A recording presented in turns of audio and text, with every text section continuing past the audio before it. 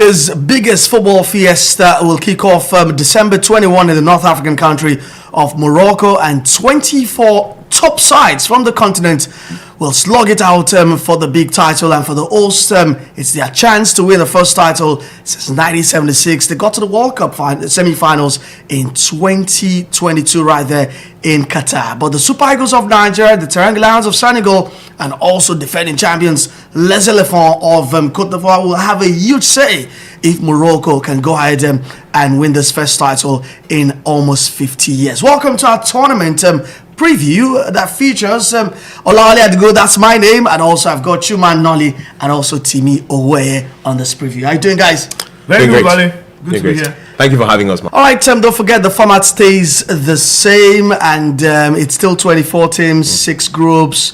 There will be best losers that will proceed to the knockouts. So nothing has changed from the previous one that we did enjoy in Cote d'Ivoire. But let's talk about the host, the Atlas Lions of Morocco, who interestingly, the name of the mascot is called Assad, which is also a name of one of the players who will probably be getting at the AFCON, the Carthage of Eagles. It's one player to watch out for, Assad. So that's an interesting fact in there. But Chuma, the host got to the World Cup semi-finals in 2022, and that has brought a lot of attention. But they've also lived up to it, right? But do you think that adds an extra layer of pressure on them?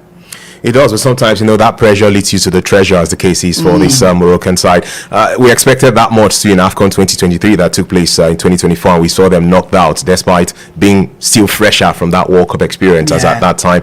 But that's been consistent. We've seen them in the World Cup qualifying series. This team considered just 2 goals. They were unblemished when it came to victories in the World Cup qualifiers, and they've also been able to prove their mettle in different facets of the game. They can brag about having the best player in Africa right now in Achraf Hakimi too, and there's been consistency as to the leadership of the team too. That's something that will work. The same coach who took them to the exploit in Qatar 3 years ago is the man who's still in charge of the side. All of these things will play out in their favor. They are hosts as well, and we know the conversations that have been on social media after the CAF Awards as to CAF and Morocco. I'm not going to say more than that, but all of these things play out in their favor too. We're going to be seeing a bit of laser lights, which is something I don't buy into, against opposition sides too. All right, don't forget that the hosts are in Group A that features Comoros. It's also got the Eagles of Mali and also the Chipolopolo of Zambia, who are champions from 2012. But still on the champions, just quickly, Tini, how good is this Moroccan side? Well, they are very good. They are very good because you check out how they qualify for the World Cup. 8 games, 8 wins, scoring plenty of goals. Tells you a lot about this Moroccan side. They have quality players. Achraf Hakimi playing for PSG, Brahim Diaz playing for Real Madrid. They have explosive players who can turn games around for them. And like we said, they are hosting this game more or less because Guinea could not host. And so more or less, they will look at it and say, hey, we have the opportunity to win this competition just at our backyard. The last time they won was in the 70s, Olale. I wasn't even born then. And I'm very sure a generation of Moroccan fans didn't see that Nations Cup, didn't see Morocco hoist or lift up the trophy itself. So in all of this, you just have this feeling that they will be gearing to want to win this at home. I think the last Nations Cup in Ivory Coast, it was just surprising that they lost in South round. Africa. It was really surprising because they really played well. But I think they'll be giving this one a shot. I expect them to go as far as the finals, and I expect them to even win this tournament. So definitely, Chuma, Morocco are one of the teams to beat. Who are the other teams you're tipping to have a go at the title? I think looking at the last set of editions of the AFCON, Algeria champions in 2019. Algeria also one of those North African teams that's qualified for the biggest of stages next year in USA, Mexico, and Canada. Surely Cote d'Ivoire too, a side who were lucky enough to finish third in the group and then somehow still went all the way to win. They had a fantastic record in the World Cup qualifying series as well, which is the most recent set of matches we can use to judge African teams. Cote d'Ivoire did not concede a goal in the qualifying series for the World Cup. That's huge. And for a team to be so blessed with talents that they're not carrying Nicolas Pepe to this tournament, it just shows you the kind of brilliance Adingra is not going into, which is a bit of a surprise. So that's going to be Cote d'Ivoire for me. Senegal, surely there's been consistency around that national team, and I will be forced to mention Nigeria's Super Eagles because of the talent we have individually. As a team, I'm not yet sure of the Super Eagles, but they'll be in the conversation too. Now, Timmy, what about you? Definitely, I will start from where Chuma stopped. Definitely, Nigeria has to be in there. You look at Nigeria, every tournament apart from maybe 2006, they've always got, maybe 2008 too, they've always got into the semi-finals of the competition. So it's definitely Nigeria, one of the teams to watch out for. Like I said, Morocco will be in there. Never ever rule out the Algerians because they can also be very tricky. They've been out in the doldrums for a while. Fun fact about the Algerians, they are unbeaten in the last 3 group stage edition of the Of the AFCON. AFCON. They never lost in the group stages. It tells you a lot. They Last won it week. in 2019. They didn't do well in 2023. The one they hosted in 2024. But in all of this, you just have to look at it and say, hey, Algerians will be in there. Egypt, let's not forget Mo Salah is having some issues right now at Liverpool, but he want to prove himself again. He want to tell the world that, hey, even though I'm having issues with Liverpool, I want to make my country proud. In what state of mind do you think Mo Salah goes into the AFCON? We know that things are not going right. Let me stick with you in that before we talk about dark horses and wrap things up.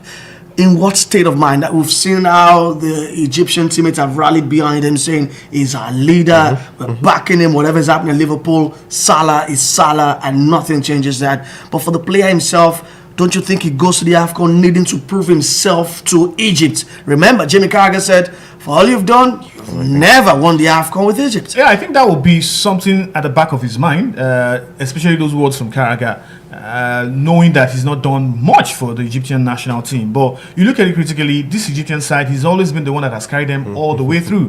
The 2018 World Cup, they couldn't do anything much because he was injured before that tournament.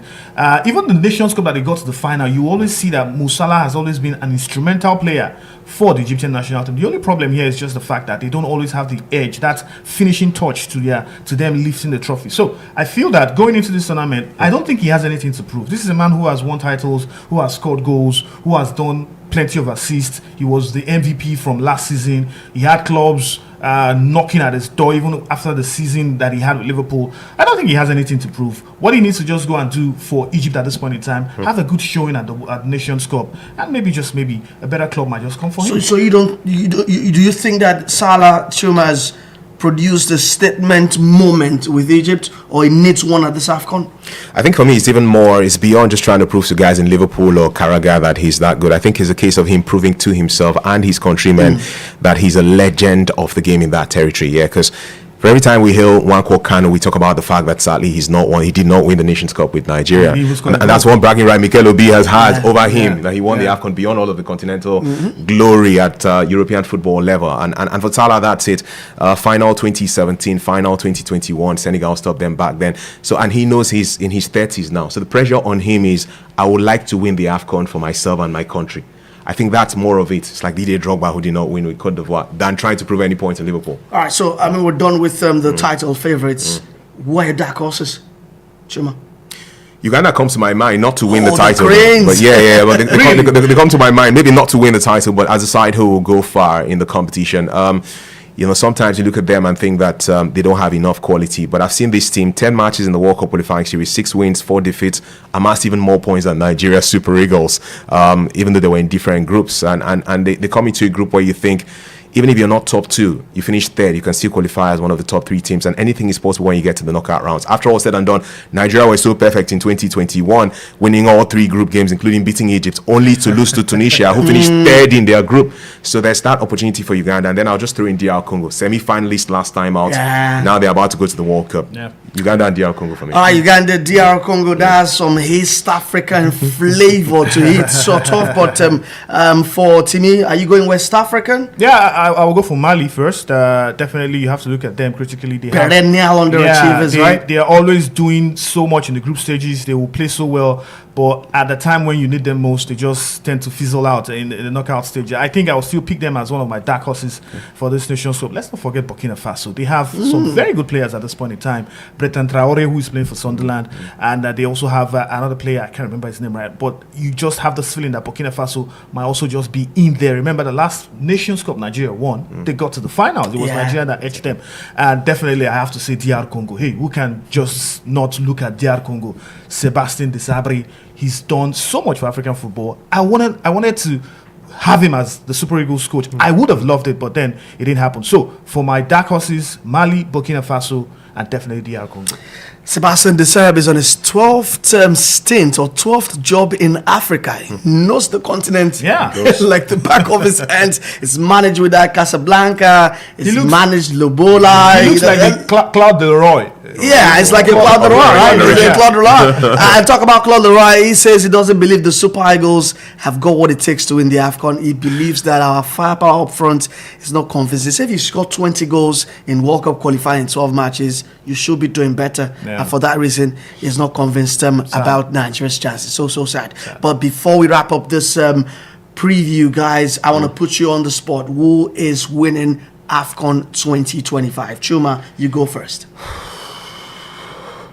Do we have just one option or two? You have one. Just one. Yeah. Why not finalists? Okay. Okay, let me make it easier. Let me make it easier. Okay, finalists. Morocco. Will be in the final, and Nigeria, because I'm Nigerian, but Morocco. Do you agree with him? Yeah, I think I will toe his line. Morocco definitely should win this competition, but then for the other finalists, I'll be looking at DR Congo. All right, some interesting picks from the guys on our tournament preview for AFCON 2025. It begins on the 21st of December when the host Morocco take on Comoros, who have named them a fully foreign-based team for the Africa Cup of Nations. Do well to enjoy the tournament, and it's 30 December. It means that you can have fun, celebrate Christmas, and also enjoy the very best of African football. It's a wrap from us right here.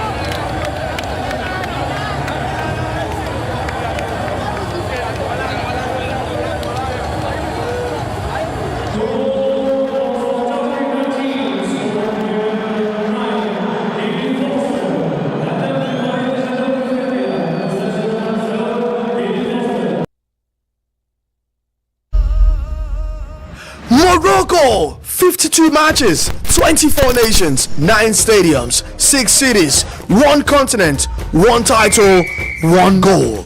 The undisputed champion of Africa.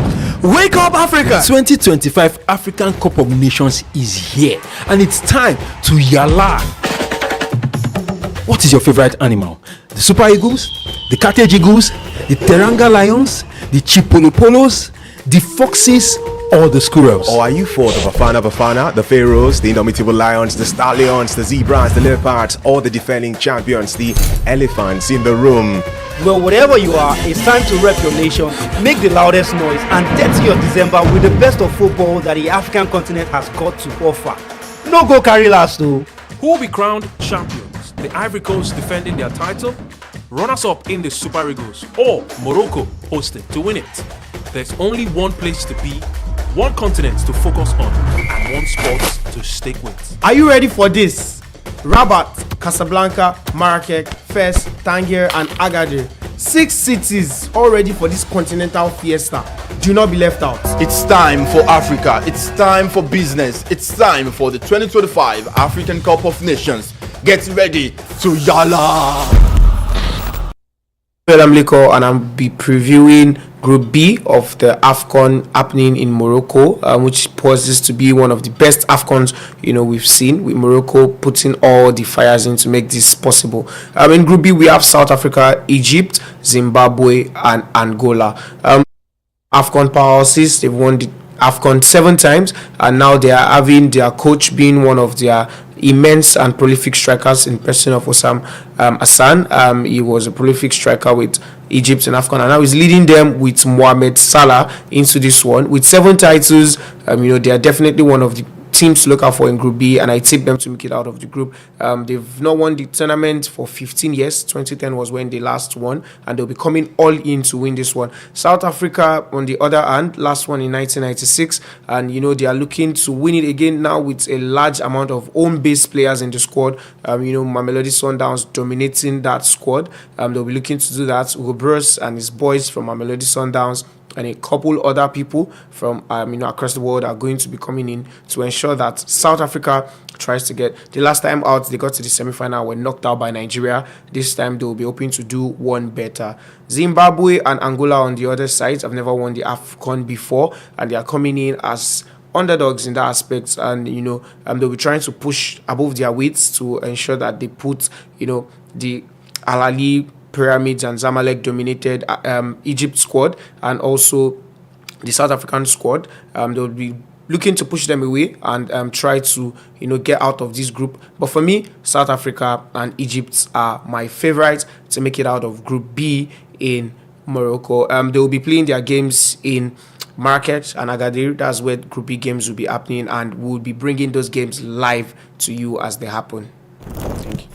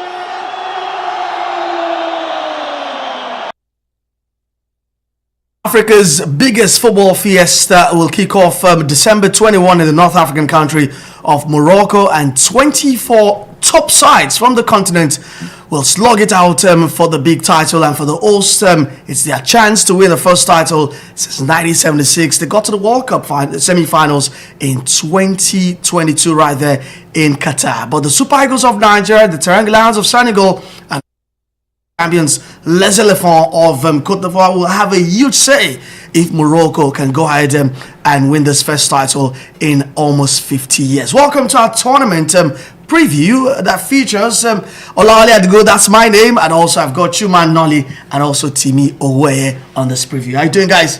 Very good, great. Wale. Good to be here. Thank you for having us, man. All right, don't forget the format stays the same, and it's still 24 teams, 6 groups. There will be best losers. I will proceed to the knockouts. So nothing has changed from the previous one that we did enjoy in Côte d'Ivoire. But let's talk about the host, the Atlas Lions of Morocco. Interestingly, the name of the mascot is called Assad, which is also a name of one of the players who will probably be getting at the AFCON, the Carthage of Eagles. It's one player to watch out for, Assad. So that's an interesting fact in there. But Chuma, the hosts got to the World Cup semi-finals in 2022, and that has brought a lot of attention, but they've also lived up to it, right? But do you think that adds an extra layer of pressure on them? It does, but sometimes, that pressure leads you to the treasure, as the case is for this Moroccan side. We expected that much too in AFCON 2023 that took place in 2024, and we saw them knocked out despite being still fresher from that World Cup experience as at that time. But that's been consistent. We've seen them in the World Cup qualifying series. This team considered just 2 goals. They were unblemished when it came to victories in the World Cup qualifiers, and they've also been able to prove their mettle in different facets of the game. They can brag about having the best player in Africa right now in Achraf Hakimi too, and there's been consistency as to the leadership of the team too. That's something that will work. The same coach who took them to the exploit in Qatar 3 years ago is the man who's still in charge of the side. All of these things will play out in their favor. They are hosts as well, and we know the conversations that have been on social media after the CAF Awards as to CAF, and Morocco. I'm not going to say more than that, but all of these things play out in their favor too. We're going to be seeing a bit of lesser lights, which is something I don't buy into, against opposition sides too. All right, don't forget that the hosts are in Group A that features Comoros. It's also got the Eagles of Mali and also the Chipolopolo of Zambia, who are champions from 2012. But still on the champions, just quickly, Timmy, how good is this Moroccan side? Well, they are very good. They're very good because you check out how they qualify for the World Cup. 8 games, 8 wins, scoring plenty of goals. Tells you a lot about this Moroccan side. They have quality players. Ashraf Hakimi playing for PSG, Brahim Diaz playing for Real Madrid. They have explosive players who can turn games around for them. And like we said, they are hosting this game more or less because Guinea could not host. And so more or less, they will look at it and say, hey, we have the opportunity to win this competition just at our backyard. The last time they won was in the 70s, Olale. I wasn't even born then. And I'm very sure a generation of Moroccan fans didn't see that Nations Cup, didn't see Morocco hoist or lift up the trophy itself. So in all of this, you just have this feeling that they will be gearing to want to win this at home. I think the last Nations Cup in Ivory Coast, it was just surprising that they lost in South round. Africa. It was really surprising because they really played well. But I think they'll be giving this one a shot. I expect them to go as far as the finals, and I expect them to even win this tournament. So definitely, Chuma, Morocco are one of the teams to beat. Two are the other teams you're tipping to have a go at the title. I think looking at the last set of editions of the AFCON, Algeria champions in 2019. Algeria also one of those North African teams that's qualified for the biggest of stages next year in USA, Mexico, and Canada. Surely Cote d'Ivoire too, a side who were lucky enough to finish third in the group and then somehow still went all the way to win. They had a fantastic record in the World Cup qualifying series as well, which is the most recent set of matches we can use to judge African teams. Cote d'Ivoire did not concede a goal in the qualifying series for the World Cup. That's huge.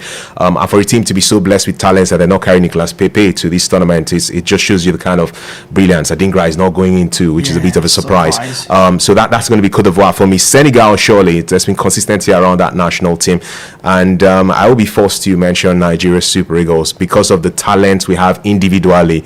As a team, I'm not yet sure of the Super Eagles, but they'll be in the conversation too. Now, Timmy, what about you? Definitely, I will start from where Chuma stopped. Definitely, Nigeria has to be in there. You look at Nigeria, every tournament apart from maybe 2006, they've always got, I mean, maybe 2008 too, they've always got into the semi-finals of the competition. So it's definitely Nigeria, one of the teams to watch out for. Like I said, Morocco will be in there. Never ever rule out the Algerians because they can also be very tricky. They've been out in the doldrums for a while. Fun fact about the Algerians, they are unbeaten in the last 3 group stage edition of the AFCON. They never lost in the group stages. It tells you a lot. They won it in 2019. They didn't do well in 2023. The one they hosted in 2024. But in all of this, you just have to look at it and say, hey, Algerians will be in there. Egypt, let's not forget Mo Salah is having some issues right now at Liverpool, but he want to prove himself again. He want to tell the world that, hey, even though I'm having issues with Liverpool, I want to make my country proud. In what state of mind do you think Mo Salah goes into the AFCON? We know that things are not going right. Let me stick with you in that before we talk about dark horses and wrap things up. In what state of mind that we've seen how the Egyptian teammates have rallied behind him, saying he's our leader, we're backing him, whatever's happening in Liverpool, Salah is Salah, and nothing changes that. But for the player himself, don't you think he goes to the AFCON needing to prove himself to Egypt? Remember, Jimmy Carragher said, for all you've done, you've never won the AFCON with Egypt. Yeah, I think that would be something at the back of his mind, especially those words from Carragher. Knowing that he's not done much for the Egyptian national team. But you look at it critically, this Egyptian side, he's always been the one that has carried them all the way through. The 2018 World Cup, they couldn't do anything much because he was injured before that tournament. Even the Nations Cup that they got to the final, you always see that Mo Salah has always been an instrumental player for the Egyptian national team. The only problem here is just the fact that they don't always have the edge, that finishing touch to them lifting the trophy. So I feel that going into this tournament, I don't think he has anything to prove. This is a man who has won titles, who has scored goals, who has done plenty of assists. He was the MVP from last season. He had clubs knocking at his door even after the season that he had with Liverpool. I don't think he has anything to prove. What he needs to just go and do for Egypt at this point in time, have a good showing at the Nations Cup, and maybe a better club might just come for him. So do you think that Salah Chuma has produced a statement moment with Egypt, or he needs one at this AFCON? I think for me, it's beyond just trying to prove to guys in Liverpool or Carragher that he's that good. I think it's a case of him proving to himself and his countrymen that he's a legend of the game in that territory. Yeah, because for every time we hail Nwankwo Kanu, we talk about the fact that sadly he did not win the Nations Cup with Nigeria. And that's one bragging right Mikel Obi has had over him, that he won the AFCON beyond all of the continental glory at European football level. And for Salah, that's it. Final 2017, final 2021, Senegal stopped them back then. So, and he knows he's in his 30s now. So the pressure on him is, I would like to win the AFCON for myself and my country. I think that's more of it. It's like Didier Drogba, who did not win with Cote d'Ivoire, than trying to prove any point in Liverpool. All right, so I mean, we're done with the title favorites. What are your dark horses, Chuma? Uganda comes to my mind, not to win the the title, Cranes. but but they come to my mind, maybe not to win the title, but as a side who will go far in the competition.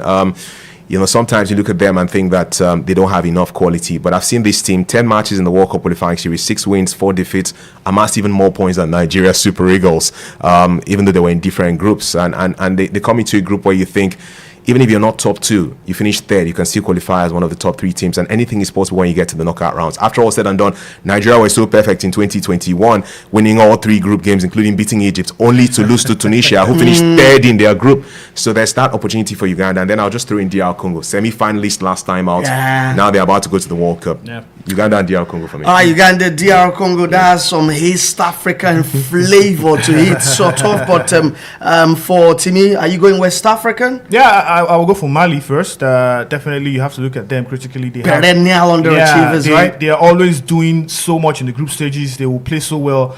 But at the time when you need them most, they just tend to fizzle out in the knockout stage. I think I will still pick them as one of my dark horses for this Nations Cup. Let's not forget Burkina Faso. They have some very good players at this point in time. Breton Traore, who is playing for Sunderland, and they also have another player, I can't remember his name right, but you just have this feeling that Burkina Faso might also just be in there. Remember the last Nations Cup Nigeria won, they got to the finals. It was Nigeria that edged them.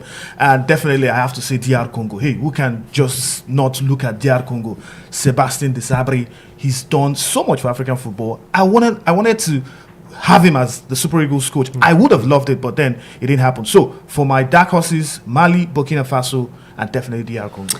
Sébastien Desabre is on his 12th stint or 12th job in Africa. He knows the continent like the back of his hand. He's managed with that Casablanca. He's managed Lobola. He looks like Claude Leroy. Yeah, it's like a Claude Leroy, right? Claude Leroy. And talk about Claude Leroy. He says he doesn't believe the Super Eagles have got what it takes to win the AFCON. He believes that our firepower up front is not convincing. He said if you score 20 goals in World Cup qualifying 12 matches, you should be doing better. Yeah. And for that reason, he's not convinced about Nigeria's chances. So sad. But before we wrap up this preview, guys, I want to put you on the spot. Who is winning AFCON 2025? Chuma, you go first. Do we have just one option or two? You have one. Just one. Yeah. Why not finalists? Okay. Okay. Let me make it easier. Okay, finalists. Morocco will be in the final, and Nigeria because I'm Nigerian, but Morocco. Do you agree with him? Yeah. I think I will toe his line. Morocco definitely should win this competition, but then for the other finalists, I'll be looking at DR Congo. All right, some interesting picks from the guys on our tournament preview for AFCON 2025. It begins on the 21st of December when the host Morocco take on Comoros, who have named them a fully foreign-based team for the Africa Cup of Nations. Do well to enjoy the tournament, and it's dirty December. It means that you can have fun, celebrate Christmas, and also enjoy the very best of African football. It's a wrap from us right here. Morocco, 52 matches, 24 nations, 9 stadiums, 6 cities, 1 continent, 1 title, 1 goal. The undisputed champion of Africa. Wake up, Africa! 2025 African Cup of Nations is here, and it's time to yalla. What is your favorite animal? The Super Eagles, the Carthage Eagles, the Teranga Lions, the Chipolopolos, the Foxes, or the Squirrels? Or are you for the Bafana, the Phroahs, the indomitable lions, the stallions, the zebras, the leopards, or the defending champions, the elephants in the room? Well, whatever you are, it's time to rep your nation, make the loudest noise, and dirty your December with the best of football that the African continent has got to offer. No go carry last though. Who will be crowned champions? The Ivory Coast defending their title, runners-up in the Super Eagles, or Morocco hosted to win it? There's only one place to be, one continent to focus on, and one sport to stick with. Are you ready for this? Rabat, Casablanca, Marrakech, Fes, Tangier, and Agadir. 6 cities all ready for this continental fiesta. Do not be left out. It's time for Africa. It's time for business. It's time for the 2025 African Cup of Nations. Get ready to yalla! Africa's biggest football fiesta will kick off December 21 in the North African country of Morocco, and 24 top sides from the continent will slug it out for the big title. And for the host, it's their chance to win the first title since 1976. They got to the World Cup semi-finals in 2022 right there in Qatar. But the Super Eagles of Nigeria, the Teranga Lions of Senegal, and also defending champions Les Elephants of Côte d'Ivoire will have a huge say if Morocco can go ahead and win this first title in almost 50 years. Welcome to our tournament preview that features Olawale Adigo, that's my name, and also I've got Chuma Nnoli and also Timi Oweye on this preview. How you doing, guys? Very good, Doing great. Wale. Good to be Great. here. Thank you for having us, man. All right, don't forget the format stays the same, and it's still 24 teams, 6 groups. There will be best losers. I will proceed to the knockouts. So nothing has changed from the previous one that we did enjoy in Côte d'Ivoire. But let's talk about the host, the Atlas Lions of Morocco, who, interestingly, the name of the mascot is called Assad, which is also a name of one of the players who will probably be getting at the AFCON, the Carthage of Eagles. It's one player to watch out for, Assad. So that's an interesting fact in there. But Chuma, the host got to the World Cup semi-finals in 2022. And that has brought a lot of attention. But they've also lived up to it, right? But do you think that adds an extra layer of pressure on them? It does, but sometimes, that pressure leads you to the treasure, as the case is for this Moroccan side. We expected that much too in AFCON 2023 that took place in 2024, and we saw them knocked out despite being still fresher from that World Cup experience as at that time. But that's been consistent. We've seen them in the World Cup qualifying series. This team considered just 2 goals. They were unblemished when it came to victories in the World Cup qualifiers, and they've also been able to prove their mettle in different facets of the game. They can brag about having the best player in Africa right now in Achraf Hakimi too, and there's been consistency as to the leadership of the team too. That's something that will work. The same coach who took them to the exploit in Qatar 3 years ago is the man who's still in charge of the side. All of these things will play out in their favor. They are hosts as well, and we know the conversations that have been on social media after the CAF Awards as to CAF and Morocco. I'm not going to say more than that, but all of these things play out in their favor too. We're going to be seeing a bit of lesser lights, which is something I don't buy into, against opposition sides too. All right, don't forget that the hosts are in Group A that features Comoros. It's also got the Eagles of Mali and also the Chipolopolo of Zambia, who are champions from 2012. But still on the champions, just quickly, Tini, how good is this Moroccan side? Well, they are very good. They are very good because you check out how they qualify for the World Cup. 8 games, 8 wins, scoring plenty of goals. Tells you a lot about this Moroccan side.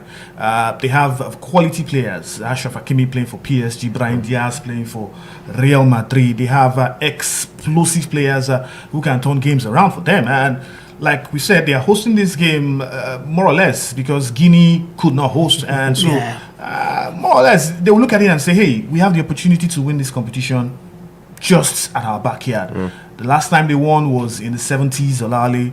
I wasn't even born then. And I'm very sure a generation of Moroccan fans didn't see that Nations Cup, didn't see Morocco hoist or lift up the trophy itself. So in all of this, you just have this feeling that they will be gearing to want to win this at home.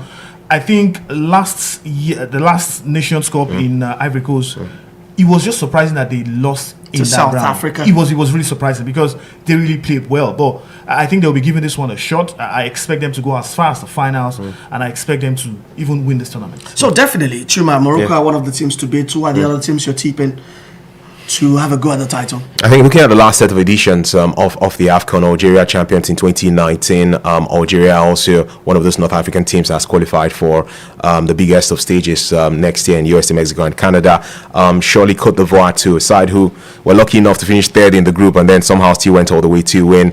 They had a fantastic record in the World Cup qualifying series as well, which is the most recent set of matches we can use to judge African teams. Cote d'Ivoire did not concede a goal in the qualifying series for the World Cup. That's huge. And for a team to be so blessed with talents that they're not carrying Nicolas Pepe to this tournament, it just shows you the kind of brilliance Adingra is not going into, which is a bit of a surprise.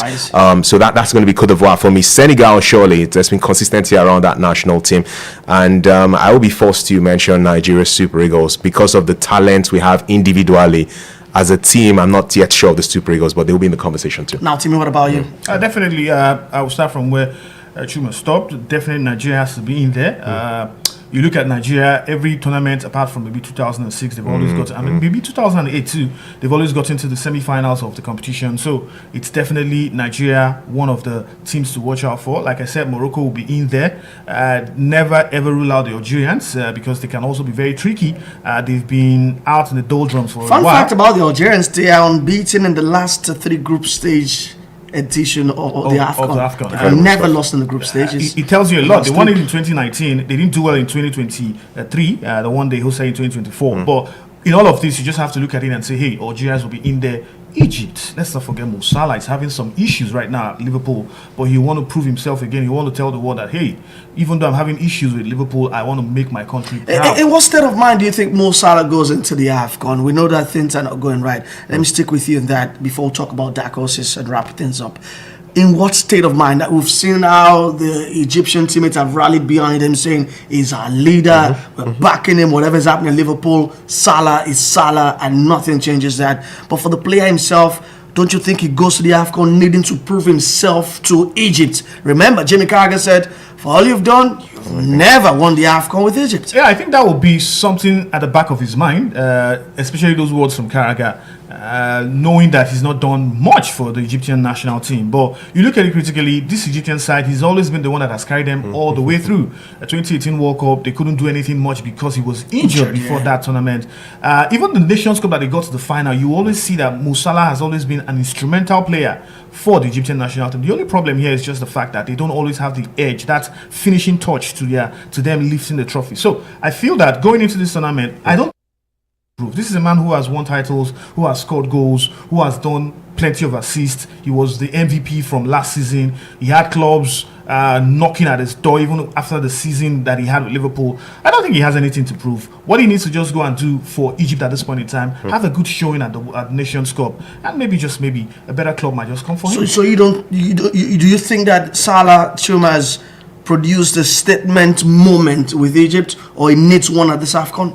I think for me, it's beyond just trying to prove to guys in Liverpool or Carragher that he's that good. I think it's a case of him proving to himself and his countrymen that he's a legend of the game in that territory. Yeah, because for every time we hail Nwankwo Kanu, we talk about the fact that sadly he did not win the Nations Cup with Nigeria. And that's one bragging right Mikel Obi has had over him, that he won the AFCON beyond all of the continental glory at European football level. And for Salah, that's it. Final 2017, final 2021, Senegal stopped them back then. So, and he knows he's in his 30s now. So the pressure on him is, I would like to win the AFCON for myself and my country. I think that's more of it. It's like Didier Drogba, who did not win with Cote d'Ivoire, than trying to prove any points in Liverpool. All right, so I mean, we're done with the title favorites. What are dark horses, Chuma? Uganda comes to my mind, not to win the title, Cranes. but but they come to my mind, maybe not to win the title, but as a side who will go far in the competition.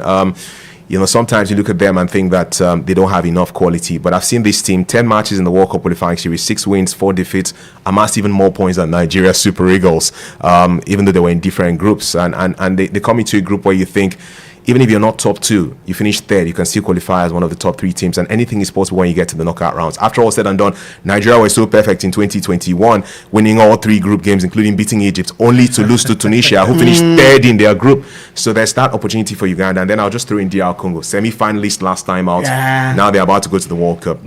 Uganda and DR Congo for me. Uganda, DR Congo, that's some East African flavor to it, sort of. But for Timmy, are you going West African? Yeah, I will go for Mali first. Definitely, you have to look at them critically. They have Perennial underachievers, right? They are always doing so much in the group stages. They will play so well, but at the time when you need them most, they just tend to fizzle out in the knockout stage. I think I will still pick them as one of my dark horses for this Nations Cup. Let's not forget Burkina Faso. They have some very good players at this point in time.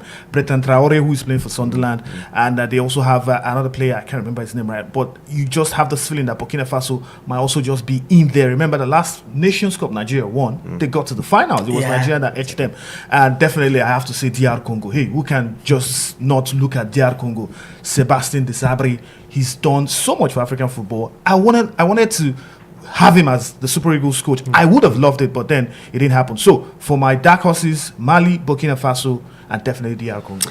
Sebastien Desabre is on his 12th stint or 12th job in Africa. He knows the continent like the back of his hands. He's managed with that Casablanca. He's managed Lobola. He looks like the Claude Leroy. Yeah, it's like a Claude Leroy, right? It's Claude Leroy. And talk about Claude Leroy. He says he doesn't believe the Super Eagles have got what it takes to win the AFCON. He believes that our firepower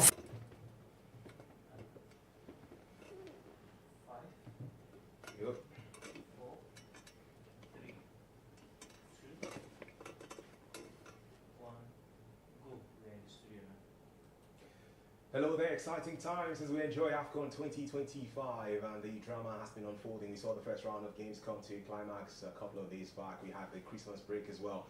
Now we're ready for even more fun today. Egypt and South Africa, two nations that have qualified to be at the World Cup next year in North America, are ready to battle in North Africa this time around in the Africa Cup of Nations. It's a game in Agadir. I'm ready for the 4-4. You courtesy of vivxsports. I'm excited to be your host for this one, and that should be fun as we describe the action for you on this fantastic Watchalong experience. My name is Chuma Nnoli. It's always a pleasure being here. And it's an irony that this is my AFCON debut for vivxsports. It's shocking, really, because so much has been happening around the place. Shout out to all my colleagues and friends who have been holding things down for games before this. Now we're ready for perhaps till dates the biggest fixture perhaps in AFCON 2025 so far. Like I mentioned, if Africa currently has 9 slots in the World Cup, and these two teams coming up against each other, 2 of those 9 that will be representing us at the Mundial next year, then this is quite a massive clash. It's going to be the 4th time the two nations who have a clash in the AFCON, and I'll delve into building up to it only after I take you back to, of course, what we saw in the first round of games in the AFCON. But I'm sure you like to see the graphics around the place, so wouldn't you, for the Egyptian Stars and also the South Africans. Big names they are. The game activated for 4 p.m. officially. That's when it's going to kick up. The good thing is the timing in Morocco and that in Nigeria has similarities, so there's not that much disparity as to times and the likes. Well, in the first round of games, we did see some standout results, and one thing stands out to you for me. It's the fact that we did not see a single goalless draw. In fact, there was just one draw throughout the entirety of that, and that was Mali's fixture. Apart from that, it was rising to the occasion from Nigeria. Super Eagles beating Zimbabwe by 2-1, a narrow win to Egypt, also getting a narrow win. Sorry, Nigeria actually beat Tanzania. I was thinking about Egypt now. Egypt beat Zimbabwe narrowly by 2-1 for the Super Eagles. It was a 2-1 win against Tanzania too. We saw some other big sides rise to the occasion. Algeria, scoring 3 goals in their fixture. Tunisia scoring 3 goals to Cote d'Ivoire, defending champions, not having it too easy at the start. It was just a 1-0 success for them. These were some of the standout results in the first round of group games in AFCON 2025. I'm sure you see a bit of that on your screen to ask you options that we enjoyed. But yeah, this is what we're going to be focused on right now. Egypt against South Africa. Ronwen Williams, the big name for South Africa, he was the goalkeeper of the tournament for AFCON 2023. And Mohamed Salah, who's a former African Footballer of the Year, and arguably one of the biggest stars playing in European football from our continent at this stage. I want to go back to those first round of results. It could just give you an idea of what exactly South Africa and Egypt have in their kitting. Well, for the South Africans, well, it was a win for them, of course. It was a win, but not too easy against Angola. They had at the right time to give them that success, scoring 11 minutes before the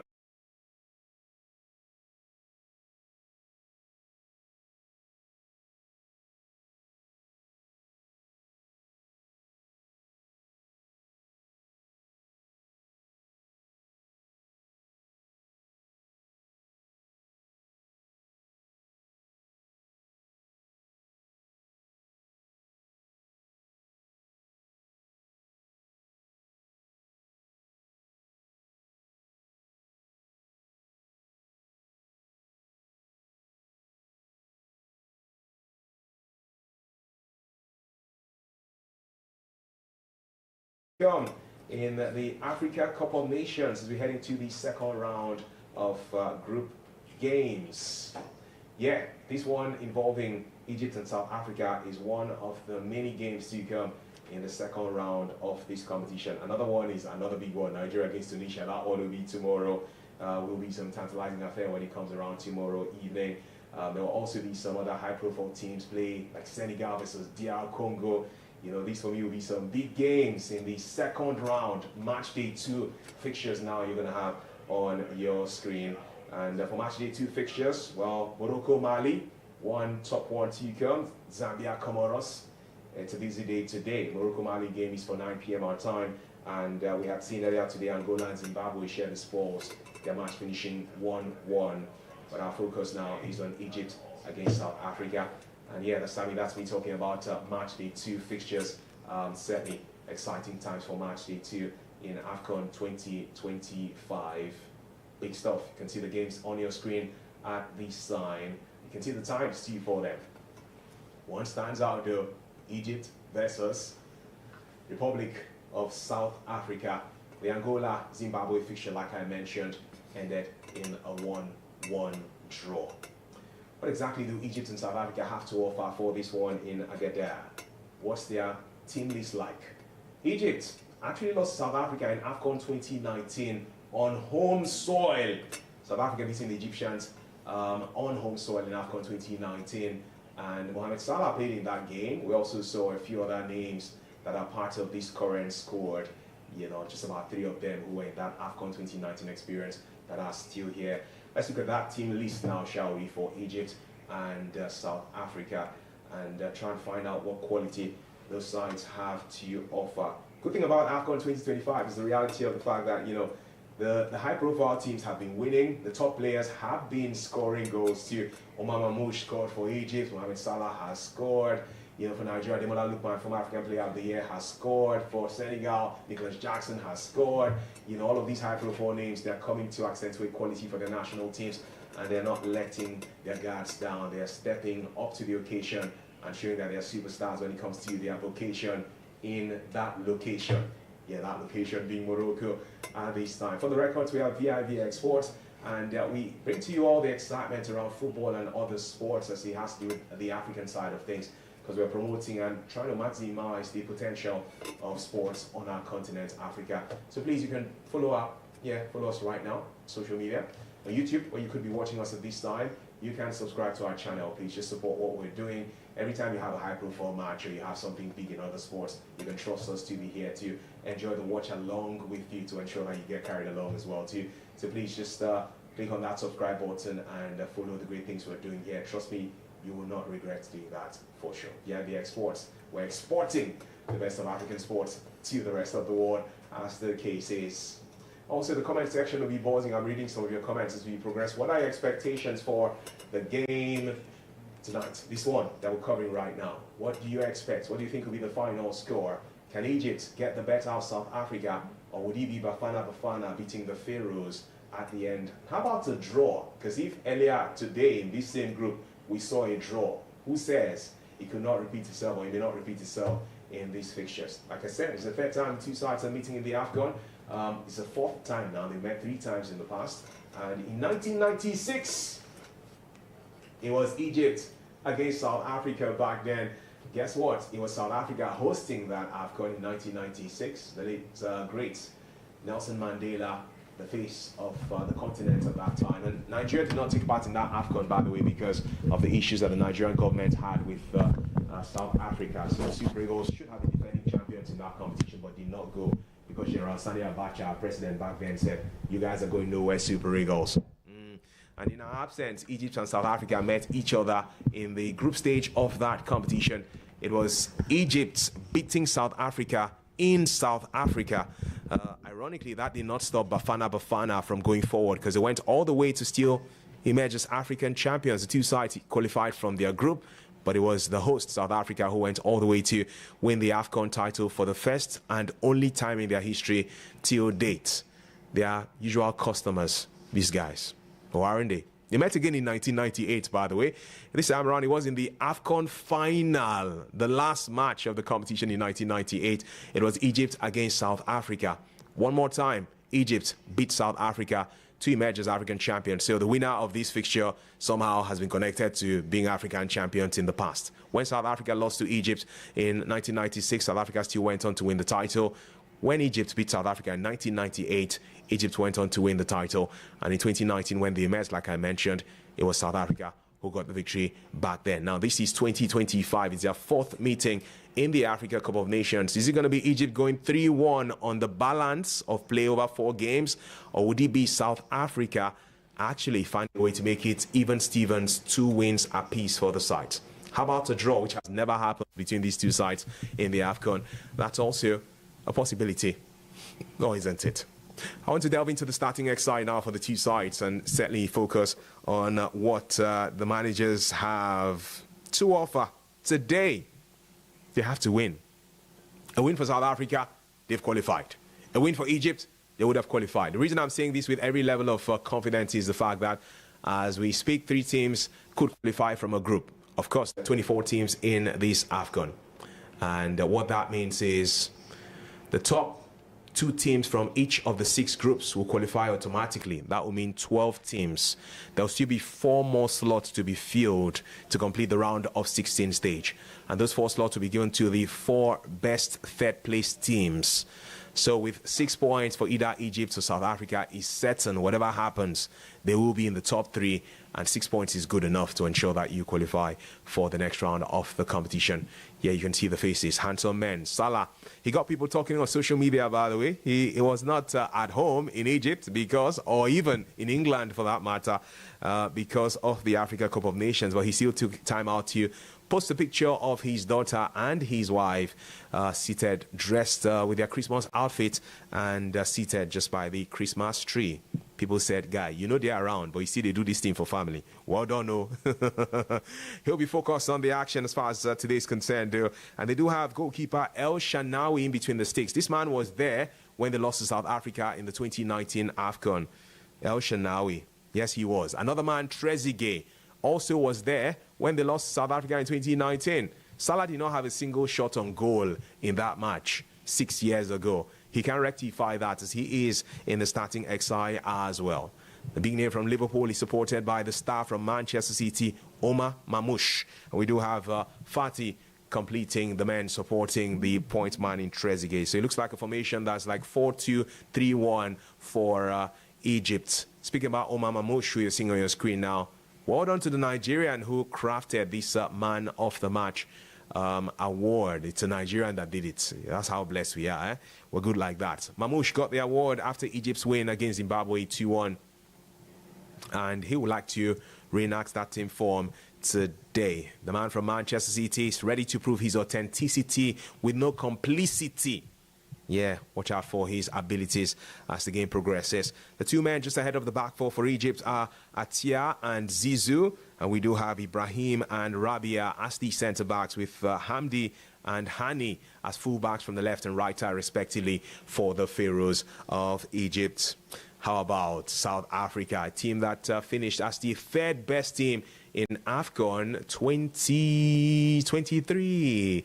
Yes, they lost to Nigeria Super Eagles in the semi-final stage of that competition and got to the 3rd place match, beating DR Congo to get that bronze medal. The goalkeeper, Ronwen Williams, was picked as the goalkeeper of the tournament ahead of Nigeria's Stanley Nwabali, and he's the one hoping to keep a clean sheet today, something he did not achieve against their rivals in their first game. That was Angola back then. Well, he's shielded by some solid men in defense, I dare say. Yeah, we can see the guys from South Africa now, can't we, Sammy? Thank you, Omar Mamouche. We appreciate you, Mamouche. Thank you so much. Now we can see the big names from South Africa as their captain and goalkeeper, Ronwen Williams, is marshalling things for them today. What's up, man? What's up, Otono, South Africa? Well, Williams has 4 men in defense. Ngezana and Mbokazi as centre-backs. Mudau and Mudiba as fullbacks from the right and left side respectively. Mudau is a big name like that for them. He's been very, very consistent in this side, and I'm keen to see what he can do beyond his defensive prowess. Also, his counter attacking abilities, his overlapping runs and all of that. I'll be watching out to see what comes out of it. Captain Mokoena holds on to in this team setup amongst the three men in midfield. Looks like a 4-3-3 formation for Bafana. And he is flanked by Mbata from the right and Shitole from the left. Laos Foster, he's the man who scored the winning goal for them against Angola. He is the point man for them, a guy who plays in England. Yeah, he plays for Burnley, 25 years of age, Laos Foster.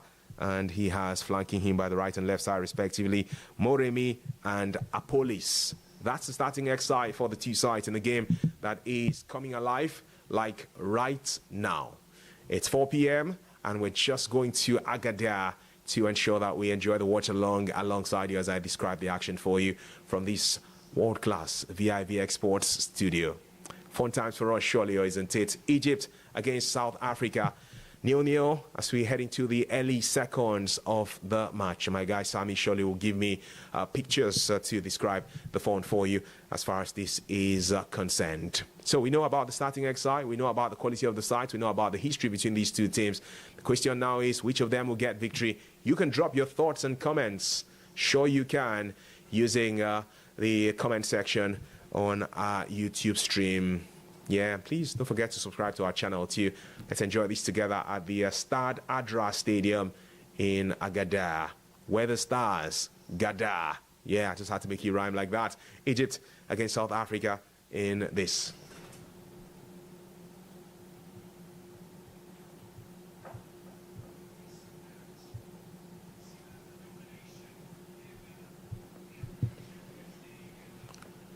Just a few seconds into the action at this time, and we are 30 seconds into the mix. Egypt 0, South Africa 0. And it's a high-profile fixture. The Egyptian setup playing from left to right with the red top on the white shot. And it's South Africa who are attacking from right to left. It's the yellow top on the green shot.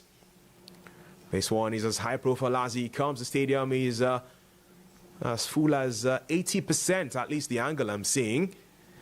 And I'm sure that many of them will be in support of Egypt because the North Africans have that solidarity, don't they? Hossam Hassan, the coach of Egypt, one of the most successful players in the history of the African Cup of Nations. He's won the title 3 times as a player. Now he wants to win it as a coach and join that illustrious list of personalities who've had the privilege of winning the Africa Cup of Nations title as a coach and a player. From a Nigerian POV, we have one example. The late coach Stephen Keshi won the AFCON title with Nigeria in 1994 as a player, and also led the Super Eagles to be crowned African champions in 2013 in South Africa. So Hossam Hassan would love to do same too for South Africa, who have a great manager, Hugo Broos. I'm seeing a bit of him right now. He's a man who knows what it's like to beat Egypt. He led Cameroon to beat Egypt in the 2017 AFCON final, as Cameroon won the title for the 5th time in their history to stick around as the second most successful nation in the AFCON, behind Egypt, who have been African champions 7 times in the past. Oh, surely that centre-back partnership will come to the fore, wouldn't it, of Ngazana and also Mbokazi. They'll hold the ball onto this left-hand side. Modiba, long ball by him into Egypt territory, rebuffed by the North Africans, and team from Southern Africa now can come forward. Salah lays the pass through, not successful. Intercepted by that man, Ngazana. And they will go towards the territory of Mudao, the right full-back for Bafana. Mudao again. Would he decide to launch a long ball in? No. Does a quick 1-2 with a teammate. Takes it backwards to Ngazana. Ngazana to his goalkeeper, Ronwen Williams. Williams who will bring on board Mbokazi. South Africa just passing the ball in their half, taking their time. And when they want to go forward, they seem to lose possession, but they get it back again.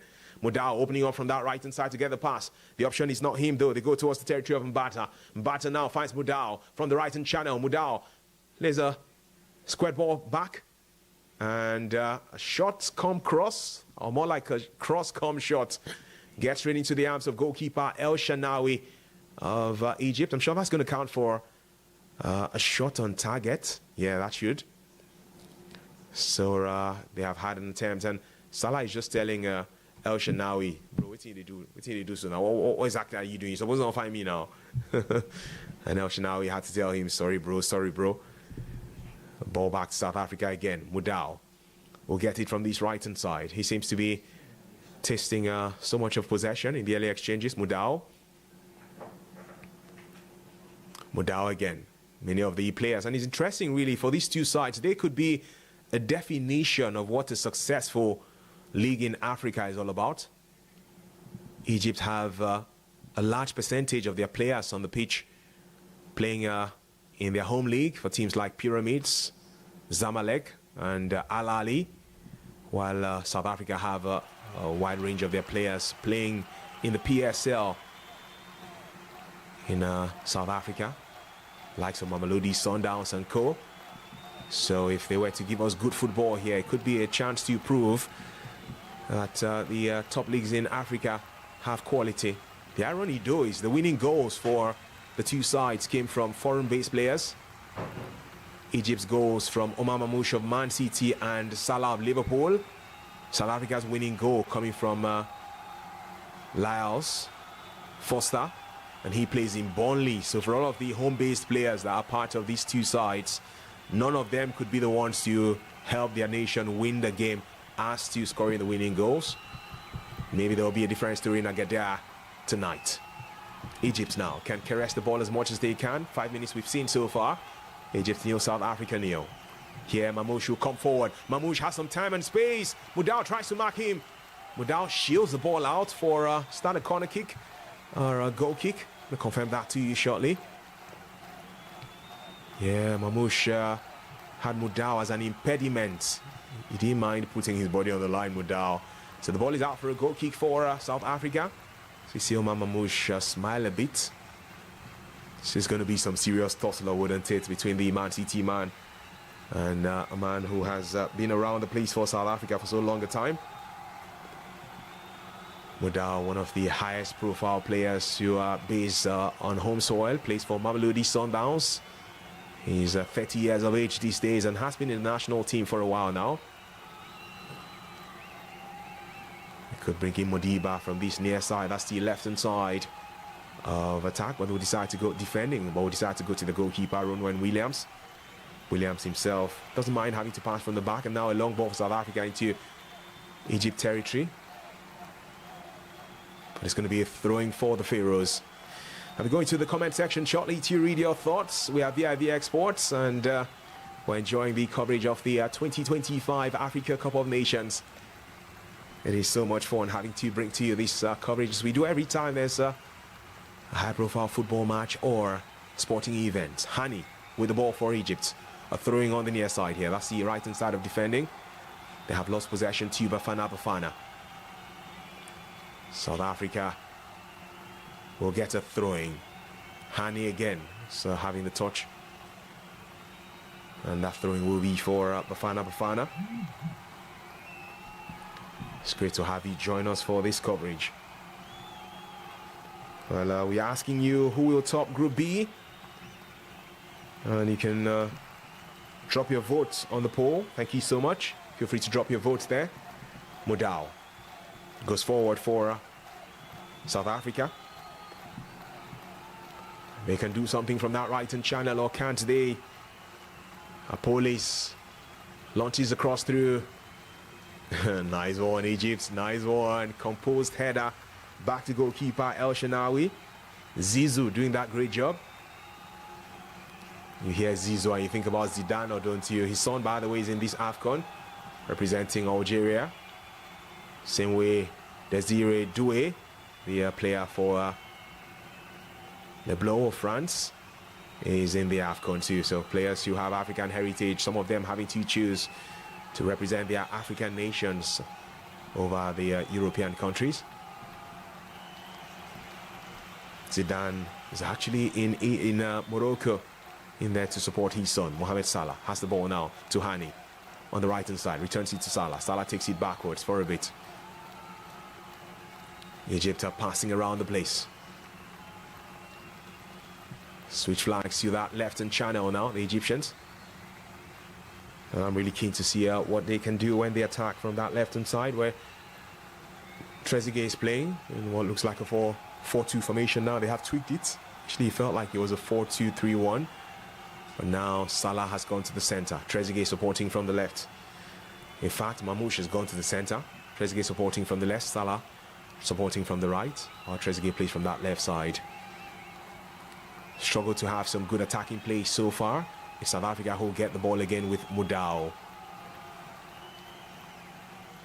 Seems to be the orchestrator in chief from that right full-back position. This man. Switch flanks to the left-hand channel now, where we do have Modiba. Modiba takes it to Mukazi. Mukazi will bring on board surely Gazana. And we keep enjoying more of the action from AFCON 2025, brought to you by vivxsports. Don't go anywhere, you're going to be hearing my voice and that of my G, Dr. George, in just a matter of seconds. It's still 0-0 though, the scoreline. And I'll be previewing Group B of the AFCON happening in Morocco, which poses to be one of the best AFCONs we've seen, with Morocco putting all the fires in to make this possible. In Group B we have South Africa, Egypt, Zimbabwe and Angola. Egypt are AFCON powerhouses. They've won the AFCON 7 times, and now they are having their coach being one of their immense and prolific strikers in person of Osam Hassan. He was a prolific striker with Egypt and AFCON, and now he's leading them with Mohamed Salah into this one with 7 titles. They are definitely one of the teams to look out for in Group B, and I tip them to make it out of the group. They've not won the tournament for 15 years. 2010 was when they last won, and they'll be coming all in to win this one. South Africa, on the other hand, last one in 1996, and they are looking to win it again now with a large amount of home-based players in the squad.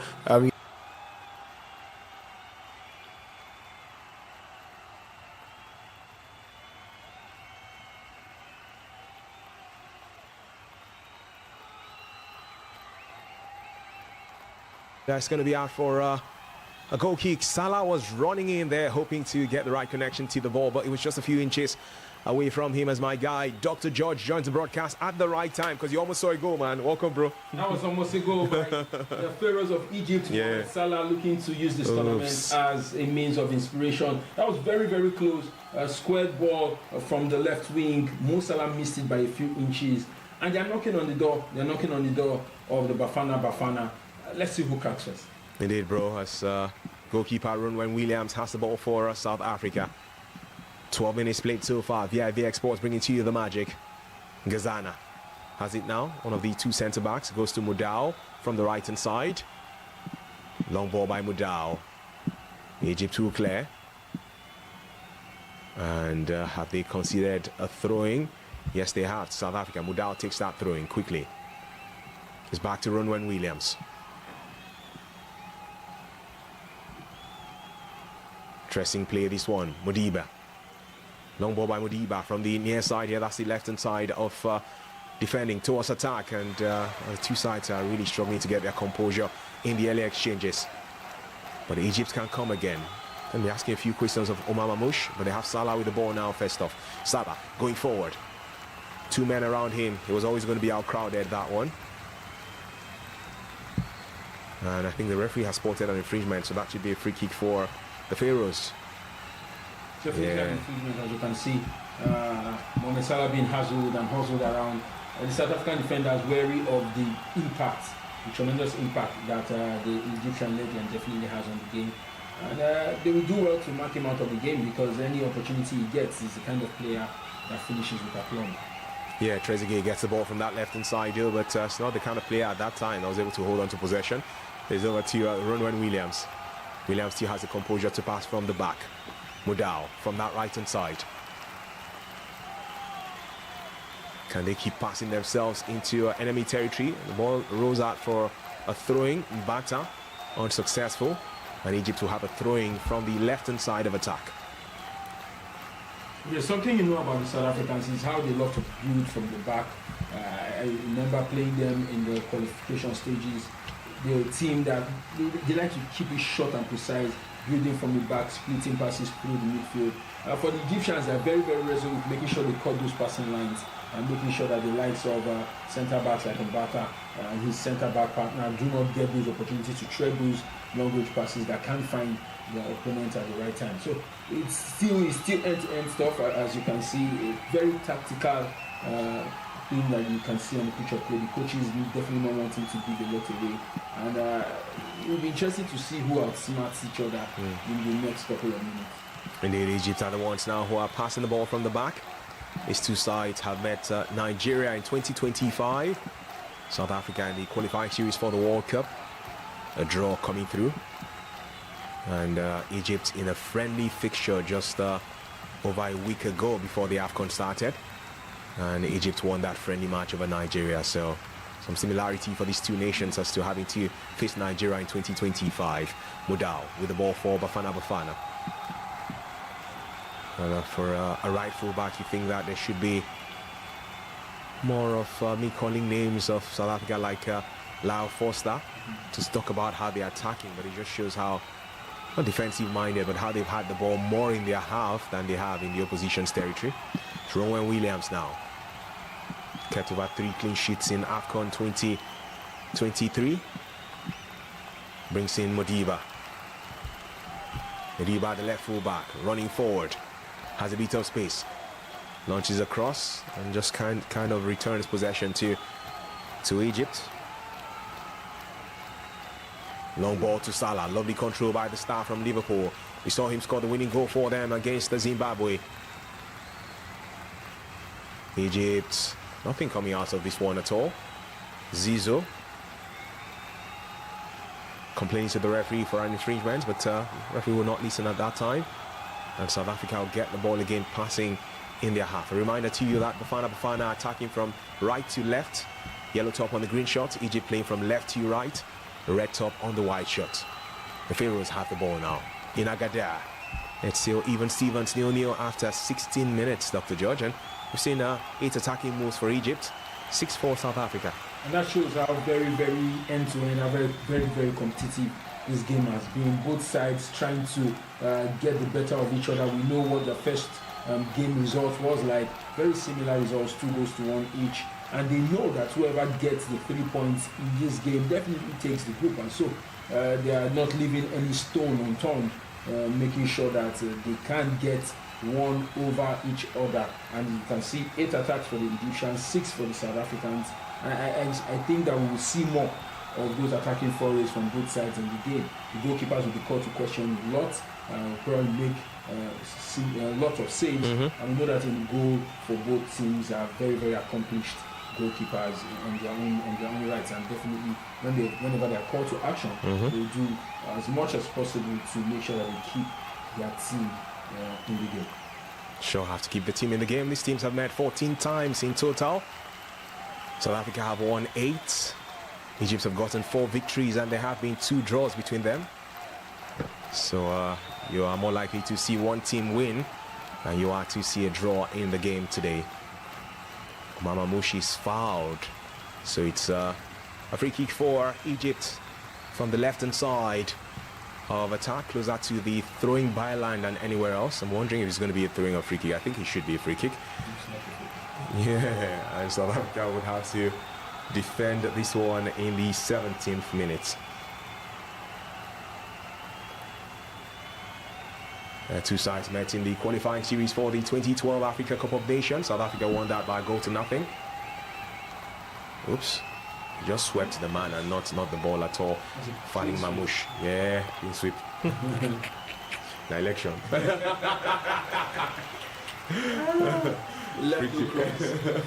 Free kick for Egypt. Mohamed Salah, one of the 2 options to take this one. Could be with his left foot as an out winger.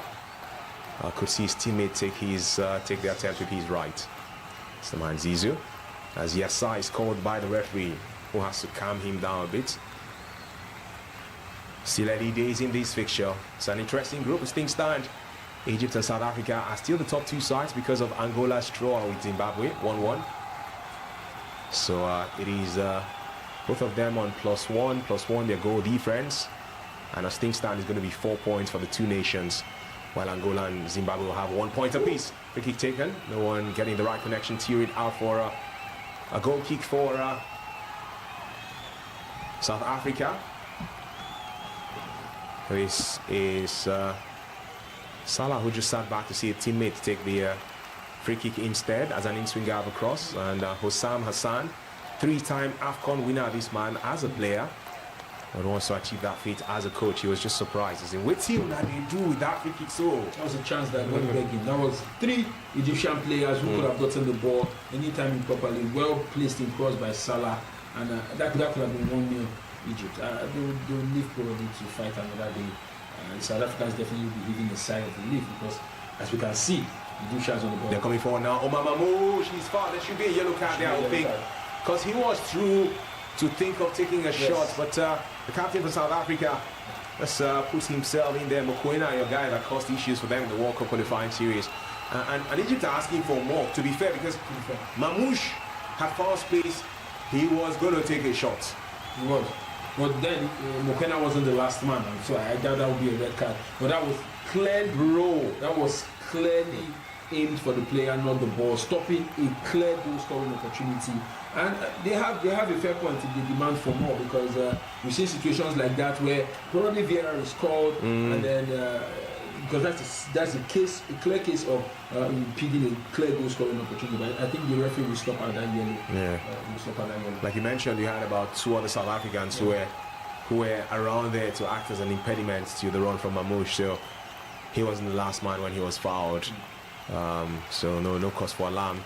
Yellow card to Mokoena, the captain of South Africa. Free kick for Egypt in the 20th minute. This is a dedicated sport though, just over 20 yards out. And yeah, I'm seeing a different angle of the stadium. So there's a part of the stadium, well, I'm going to retract my words, guys. I said as many as 80% based on the angle I saw. Now seeing the full aerial view of the stadium, I would say it's about 60-70% full. I'm sure more fans will come through as the action continues. It's fair enough that Egyptians are a North African side. This is played in Morocco, in North African territory, and you'd expect that a lot of these North Africans, whether Egyptians or not, will come out to support their fellow brothers, and that's why we can see, compared to other games where we see the stadium not as full as we'd like it to be, this looks pretty much good, pretty much full, and as you said, as the game goes on, we'll probably have a packed stadium. Well, we love to see the fans turn up, and the attendance to matches in Morocco has not been bad so far on an average. Fans have found time to come out to support in a nation that is hosting the Women's Africa Cup of Nations for a 3rd time in a row when they host the competition next year. Now hosting the Men's Africa Cup of Nations, will be co-host for the World Cup for 2030. Spending so much money on football, it's huge, it's great for them, isn't it? And they are ripping.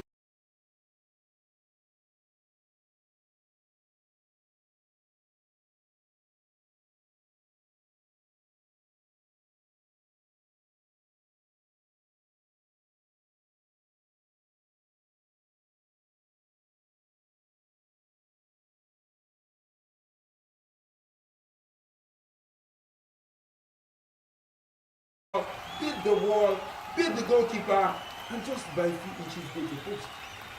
True, bro. Not bad at all from Omar Mamouche. He is that one who wants to light up the stage and show you guys why he was signed by Pep Guardiola to Man City. Now he's Ronwen Williams. He's grateful that he was not beaten then. Passing the ball to Modiba, the left full back for South Africa. Long ball by Modiba. Out for a throwing for Egypt. Bata could not get to that ball. Omar Mamouche, big name. He's proving his mettle so far in this competition.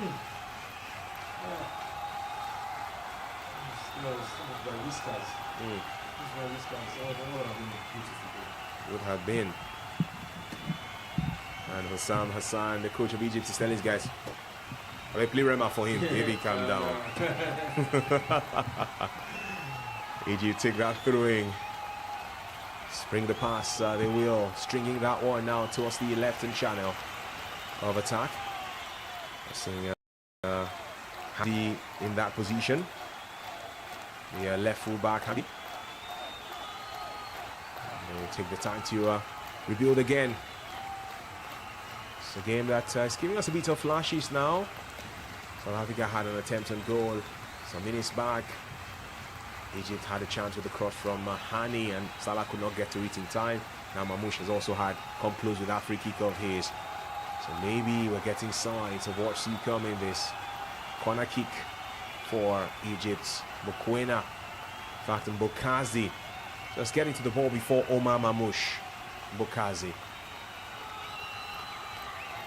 getting to the ball before Omar Mamouche. Corner kick for Egypt.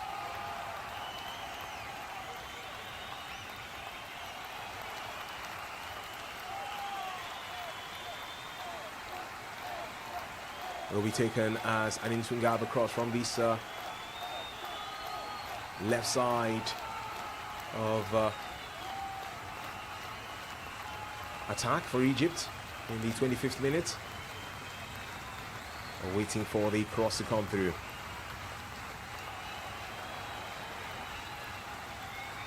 Set to have that one launched in. It is. It's an in-swing grab, and it's easily saved by a man who did not have to make a save at all, because it was a goal kick for South Africa. And Dr. George, this other angle is beautiful. This angle has fans spread across, right? I think I can boldly say, like I said, 60, 70, 75% of the stadium is filled. The previous angle, that was side just, empty. just a patch, just a section. Yeah. But the stadium looks more than 70% full.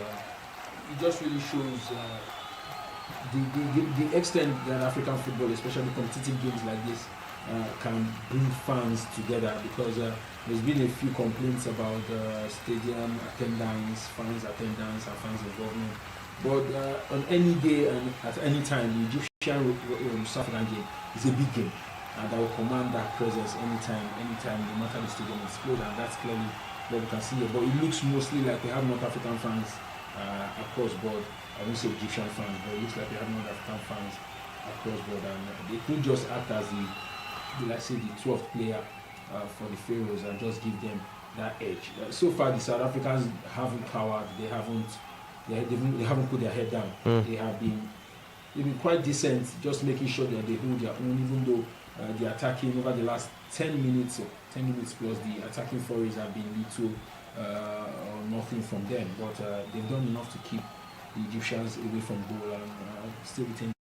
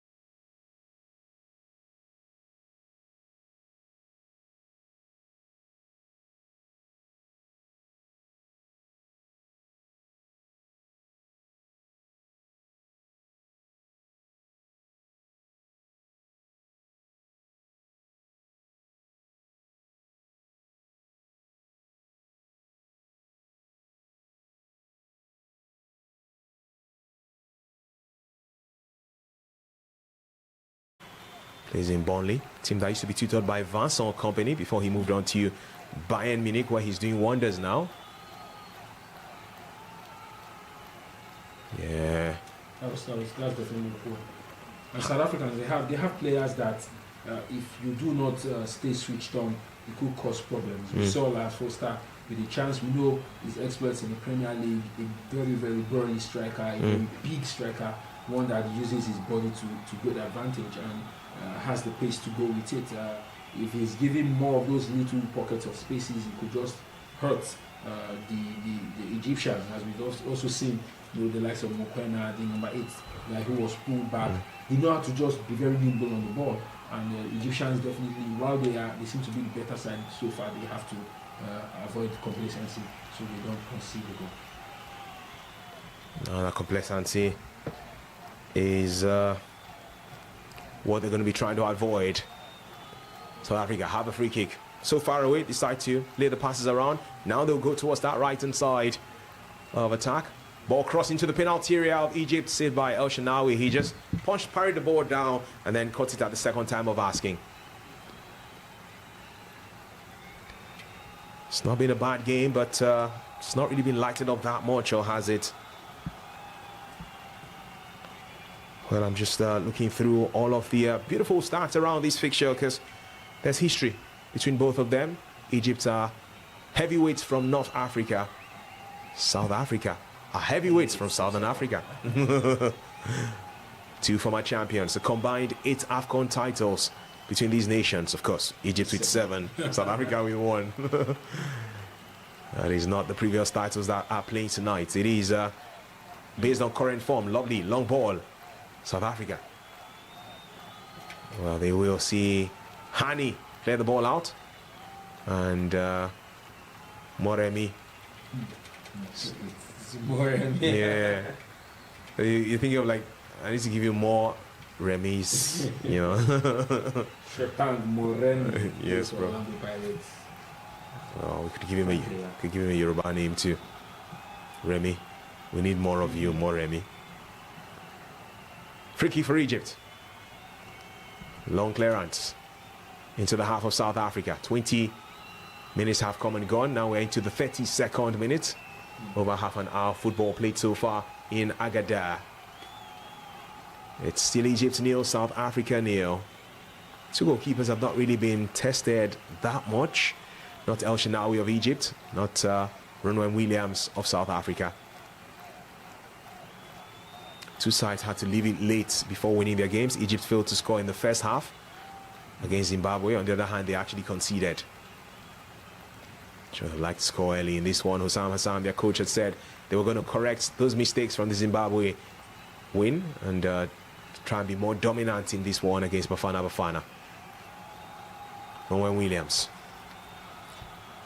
Now he's with Modiba. Modiba again helping them pass the ball from the back. Possession is lost to the Phroahs. Don't forget to subscribe to our channel, please. vivxsports, that's what we are all about. When you have high profile matches, anything concerning the very best of football from Africa and the best of sports from our continent, we'll always have you covered. It's what we do for a living, is what we enjoy doing. And it's why we have had several persons tap into this entire package. Our dream is to keep promoting, is to keep selling, is to keep amplifying the greatness of African sports. We know that football is the most popular sport on the continent, so we also do have our eyes on the best of football too, as we have been with you across AFCON 2025 so far. When we're done with this one, we'll have the Women's Africa Cup of Nations in the first half of next year, also in Morocco. We're here with you as far as the coverage is concerned. We'll have the Intercontinental Playoffs. Who knows? You could just be enjoying the best from us as the outcome. We'll try to get another slot for Africa to make it 10 for our continent. That's if they even have a chance to play in that, if FIFA don't give Nigeria, which is the hope of Nigerians. Ball goes towards that left-hand side now. Trezeguet lets it fly to your teammates. Opening up to get it again, Trezeguet. Cross for Egypt from the left-hand side.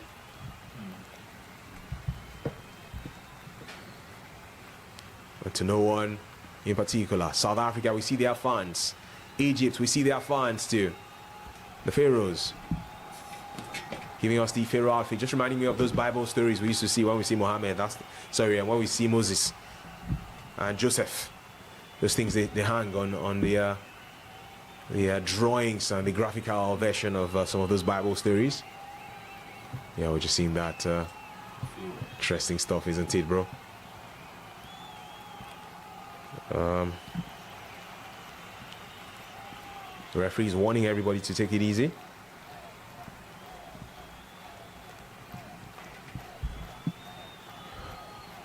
Egypt will take this as an in-swing across. Launched in from that left-hand side, rebuffed by the South Africans, immediately out for a throwing for the Pharaohs.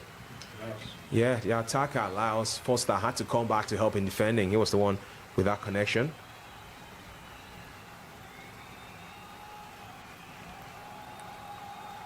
Egypt will have more of the ball.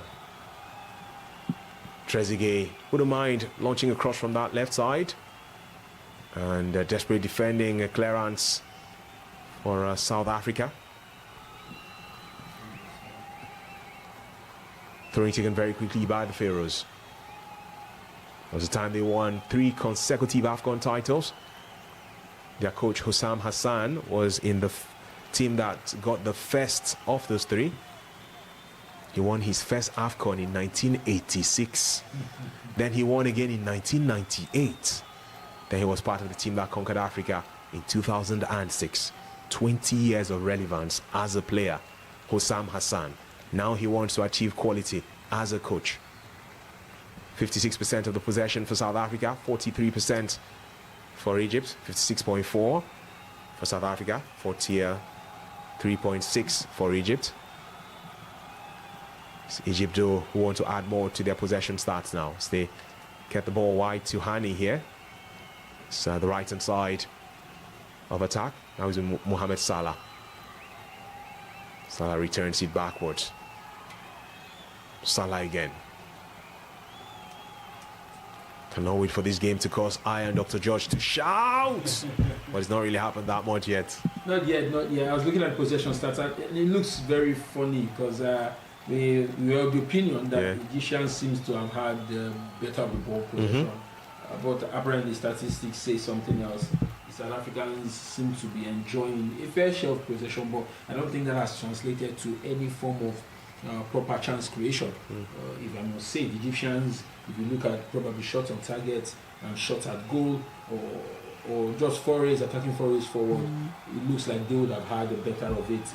And the South Africans definitely just trying to hold on, right? So possession really doesn't translate into goals if you don't convert, if you don't create chances and you don't convert them. And we've not seen South Africans do that so far. Indeed, barring that chance that came from the right hand side of the point for them, South Africa have not really. In fact, it's been more of Egypt, to be fair, when it comes to trying to create genuine chances. And I'm wondering, for these two sides who in their 3 AFCON meetings have never drawn before this, I'm hoping we're not looking forward to the first draw in 4 AFCON matches between these two sides. Hani couldn't go past his marker. Modiba was holding him tight. And Hani will get the throwing now for the Pharaohs in the 39th minute. Salah being closely marked. To try to hit the mark in this, trying to get the right spark and emerge out of the dark.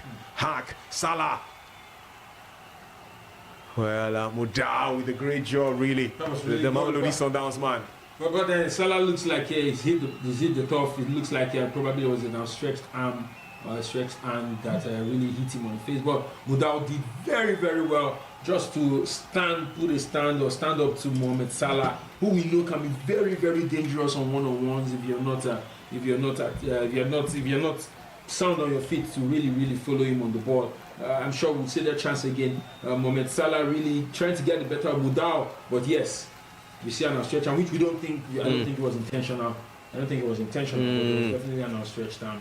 Was a mistake. Yeah. Mudau was that hit Mohamed Salah, but really good job. And I think that if the defense have done a good one on Mohamed Salah, just keeping him at arm's length, making sure that he doesn't pose any danger to the South African goal. And if they continue like this, they might be leaving this match with a good result, because stopping Salah from scoring is one way to cut the attacking options of the Egyptians into two. Well, they stopped Salah from having a shot on target when they met in AFCON 2019. How about trying to stop Salah here again? That's what they're going to be pushing for. Without his stunner, what someone in local parlance would love to say, a yeoman's job.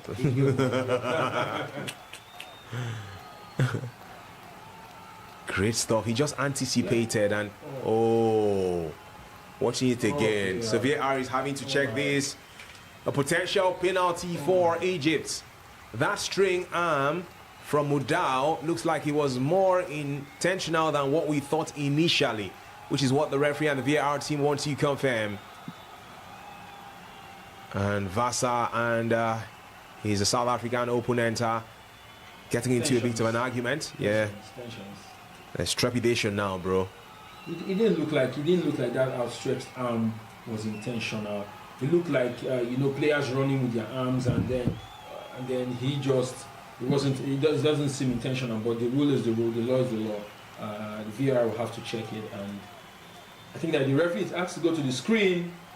He most likely will come out as a penalty. The referee has now been asked to go to the screen to check. We hope the screens are on this time. You know, they rate your consonants and they look at you, they love you. So the referee has to go through that long run to go check out the VAR screen by himself and decide on what he thinks is the final decision here. Is it a penalty for Egypt, or was it too soft? What is he watching now? Because that VAR we see for that screen.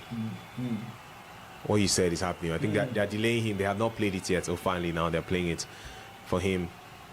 That may mean an additional time of as much as 3-4 minutes because of these delays. Egypt nil, South Africa nil. vivxsports bringing to you the action. So we will keep doing throughout the course of AFCON 2025. Please subscribe to our channel. Thank you so much. You will not regret that for sure. It's not just about the AFCON for us.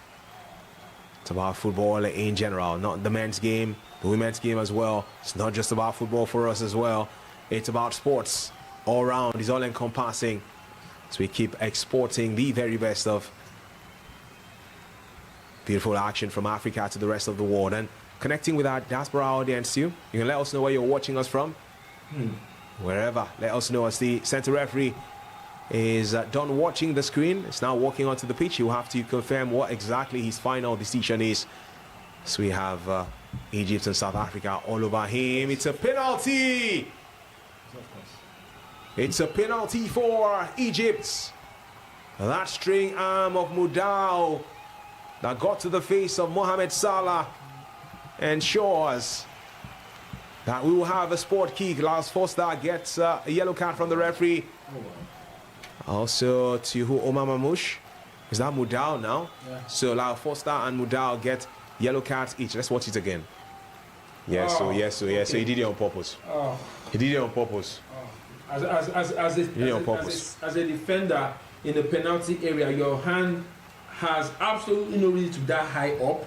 Initially, I just felt like it was just a straight arm, but seeing the replays, the arm was really at such an angle that it's very difficult not to give that penalty. This is one of the very few times that Mohamed Salah has had a direct running in the penalty area. In fact, the first time, and the penalty has come out of it. That shows how dangerous the man is. That shows how very lethal the man is, and clearly he's most likely going to take the penalty, even though we see Omar Mamouche holding the ball. But I guess it will be between Mohamed Salah and Omar Mamouche. The South Africans still remonstrating, still very pissed at the decision. They feel it shouldn't have been a penalty, but the moment the referee was sent to the VAR to take a look, it most likely was going to be. But Rowan Williams, the South African goalkeeper, is one who has an African legacy in the AFCON when it comes to saving penalties. We know what he did in the last AFCON. We know how that gave him such world acclaim. And it's now Mohamed Salah, arguably one of the best players in the world, versus one of the best goalkeepers in Africa. Mohamed Salah will step up for this. He's already netted once in this competition. So he tries to galvanize his nation to get their 8th AFCON title, which will be his first. On his national colours, he's up against Ronwen Williams, goalkeeper of the tournament from Africa, AFCON 2023. Salah stares at the ball, stares at the goalkeeper. Goes now, Salah! Bold, beautiful, brilliant. And he nets for a second time in AFCON 2025. It's Egypt 1, South Africa 0.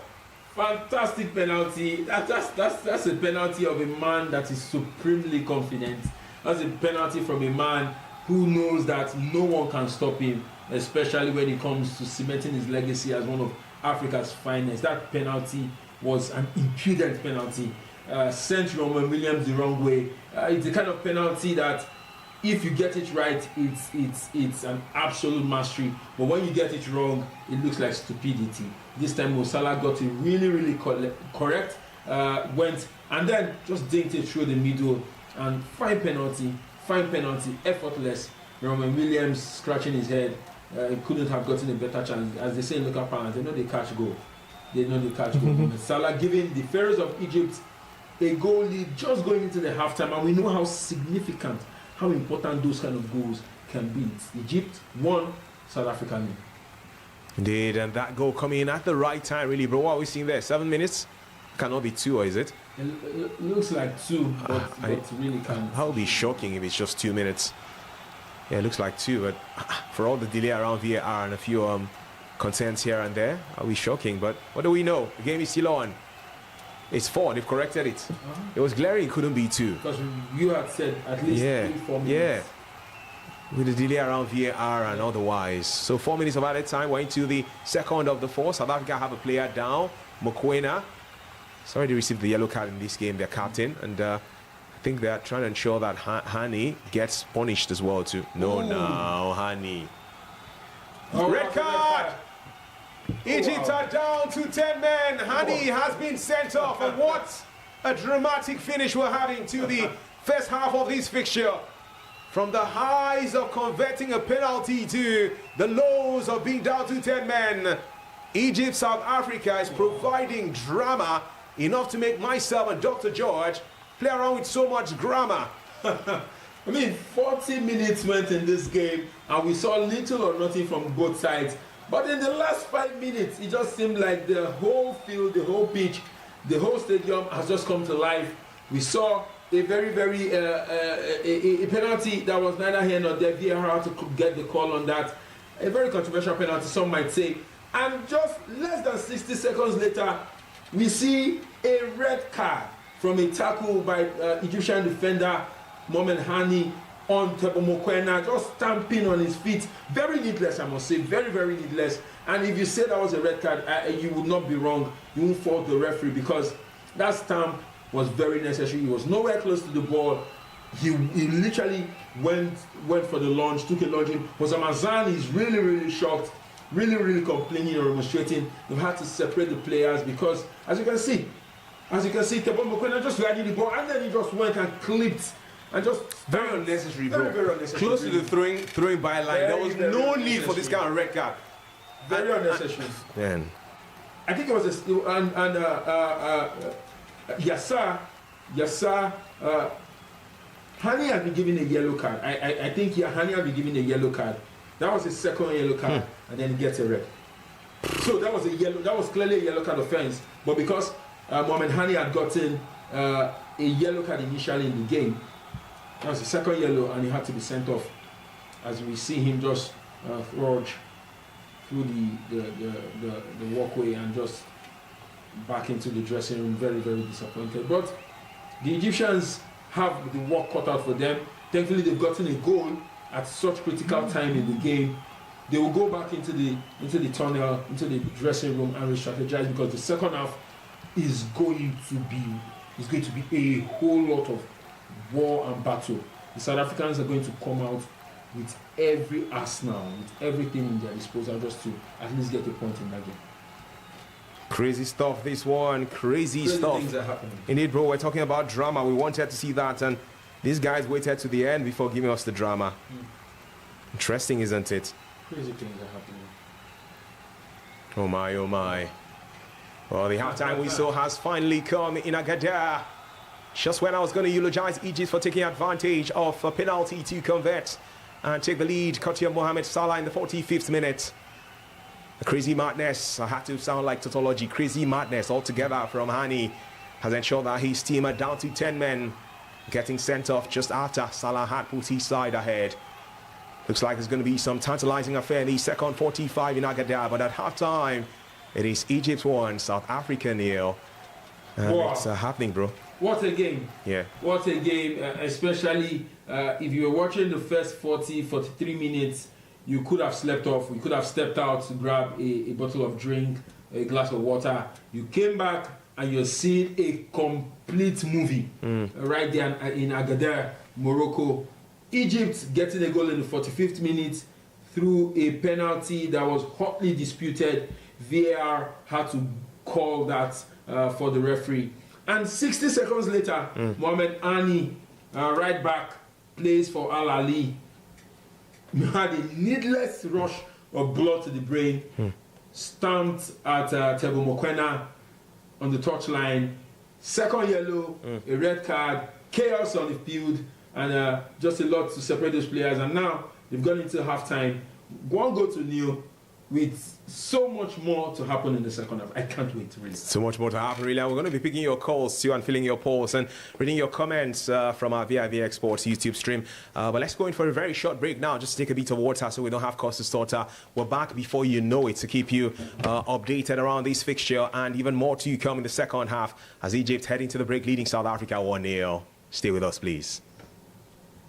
And I'll be previewing Group B of the AFCON happening in Morocco, which poses to be one of the best AFCONs we've seen, with Morocco putting all the fires in to make this possible. In Group B we have South Africa, Egypt, Zimbabwe and Angola. Egypt are AFCON powerhouses. They've won the AFCON 7 times, and now they are having their coach being one of their immense and prolific strikers in person of Osam Hassan. He was a prolific striker with Egypt and AFCON, and now he's leading them with Mohamed Salah into this one with 7 titles. They are definitely one of the teams to look out for in Group B, and I tip them to make it out of the group. They've not won the tournament for 15 years. 2010 was when they last won, and they'll be coming all in to win this one. South Africa, on the other hand, last one in 1996, and they are looking to win it again now with a large amount of home-based players in the squad. Mamelodi Sundowns dominating that squad. They'll be looking to do that. Hugo Broos and his boys from Mamelodi Sundowns and a couple other people from across the world are going to be coming in to ensure that South Africa tries to get the last time out. They got to the semi-final, were knocked out by Nigeria. This time they will be hoping to do one better. Zimbabwe and Angola on the other side have never won the AFCON before, and they are coming in as underdogs in that aspect, and they'll be trying to push above their weights to ensure that they put the Al Ali, Pyramids and Zamalek dominated Egypt squad, and also the South African squad. They'll be looking to push them away and try to get out of this group. But for me, South Africa and Egypt are my favorites to make it out of Group B in Morocco. They will be playing their games in Marrakech and Agadir. That's where Group B games will be happening, and we'll be bringing those games live to you as they happen. Thank you. Morocco, 52 matches, 24 nations, 9 stadiums, 6 cities, 1 continent, 1 title, 1 goal. The undisputed champion of Africa. Wake up, Africa! 2025 African Cup of Nations is here, and it's time to yalla. What is your favorite animal? The Super Eagles, the Carthage Eagles, the Teranga Lions, the Chipolopolos, the Foxes, or the Squirrels? Or are you for the Bafana, the Phroahs, the Indomitable Lions, the Stallions, the Zebras, the Leopards, or the defending champions, the Elephants in the room? Well, whatever you are, it's time to rep your nation, make the loudest noise, and dirty your December with the best of football that the African continent has got to offer. No go carry last though. Who will be crowned champions? The Ivory Coast defending their title, runners-up in the Super Eagles, or Morocco hosted to win it? There's only one place to be, one continent to focus on, and one sport to stick with. Are you ready for this? Rabat, Casablanca, Marrakech, Fes, Tangier, and Agadir. 6 cities all ready for this continental fiesta. Do not be left out. It's time for Africa. It's time for business. It's time for the 2025 African Cup of Nations. Get ready to yalla!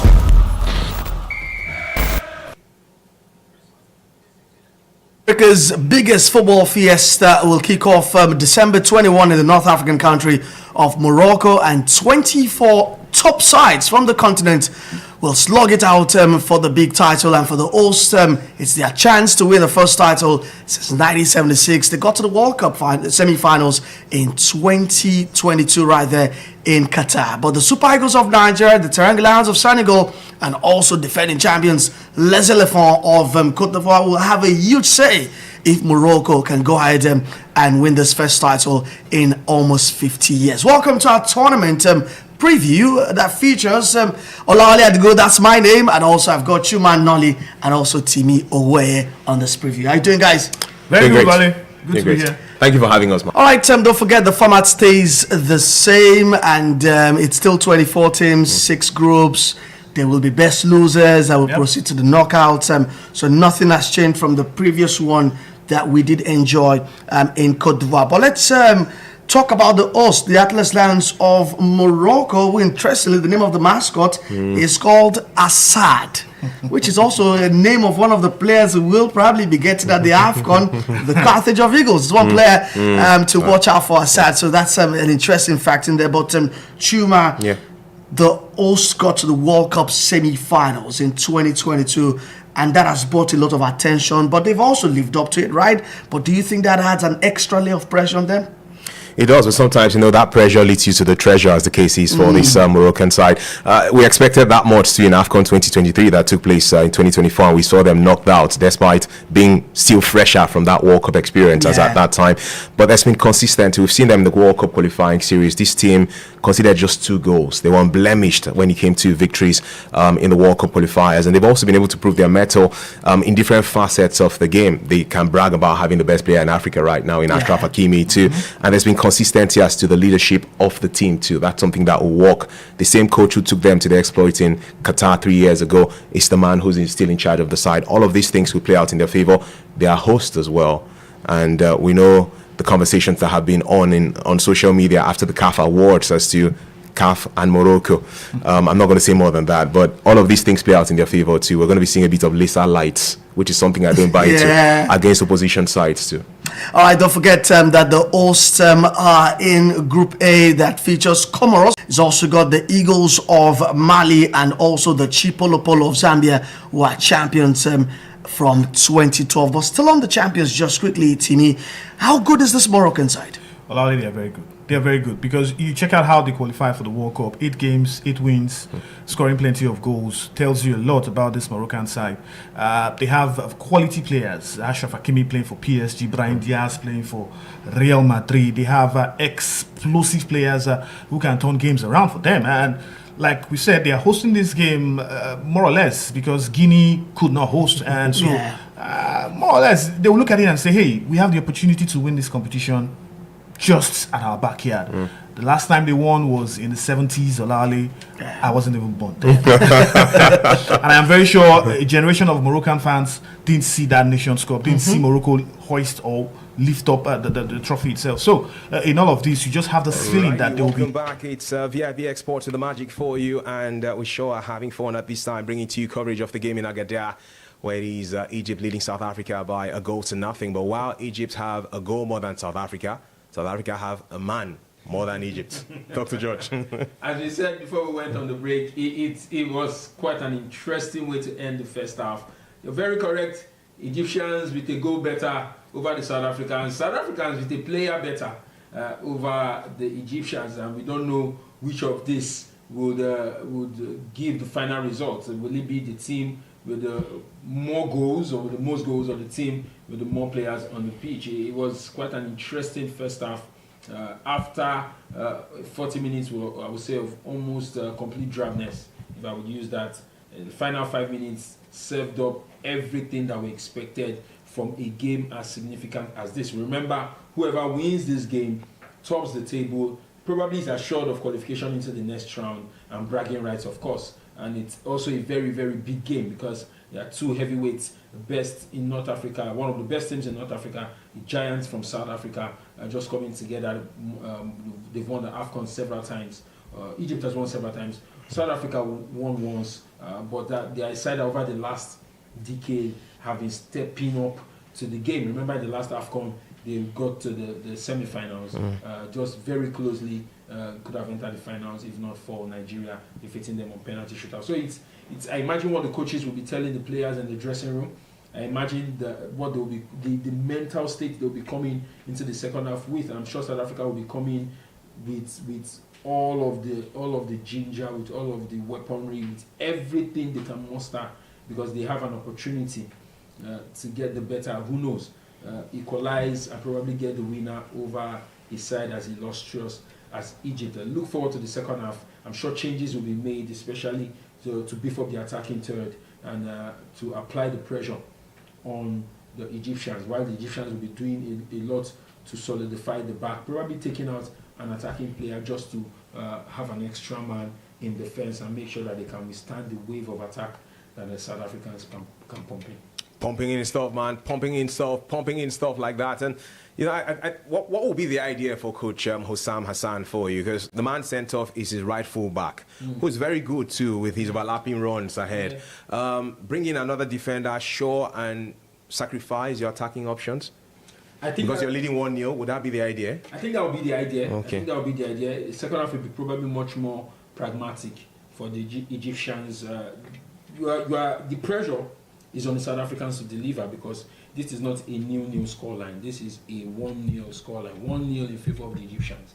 So the work is for South Africa, and I'm sure that Hossam Hassan recognizes that, and they'll probably cede a little more possession to the South Africans, allow the South Africans come at them, while you have the likes of Mohamed Salah and Omar Mamouche, probably, because I imagine if there is anyone that will be taken off, it will be Trezeguet, because we didn't really see a lot of him in the first half.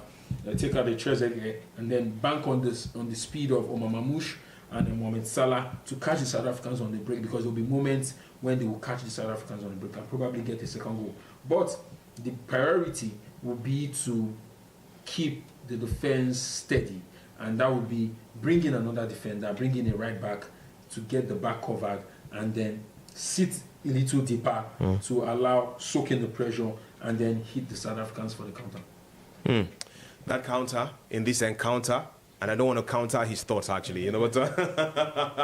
Well, you sure can drop your comments, active and alive, vivxsports, that's what we're all about. Just using my eyes to surf through, you know, all the latest updates so we can keep sharing it for you right here, because for us it's about ensuring that you enjoy the Africa Cup of Nations like magic from every perspective, different from even what you're used to in the past. All right, we're asking you who will top Group B, and you can drop your votes, please. Thank you so much. Let us know which of these teams you think would top Group B: South Africa, Egypt, Angola, or Zimbabwe. I think that the reality is one of these two teams playing today is likely to top. But which of them do you think will top the group? You can drop your votes, and I'll be reading out the percentage of your votes just before the end of the broadcast today. And please click on the subscribe button and support what we're doing right here too.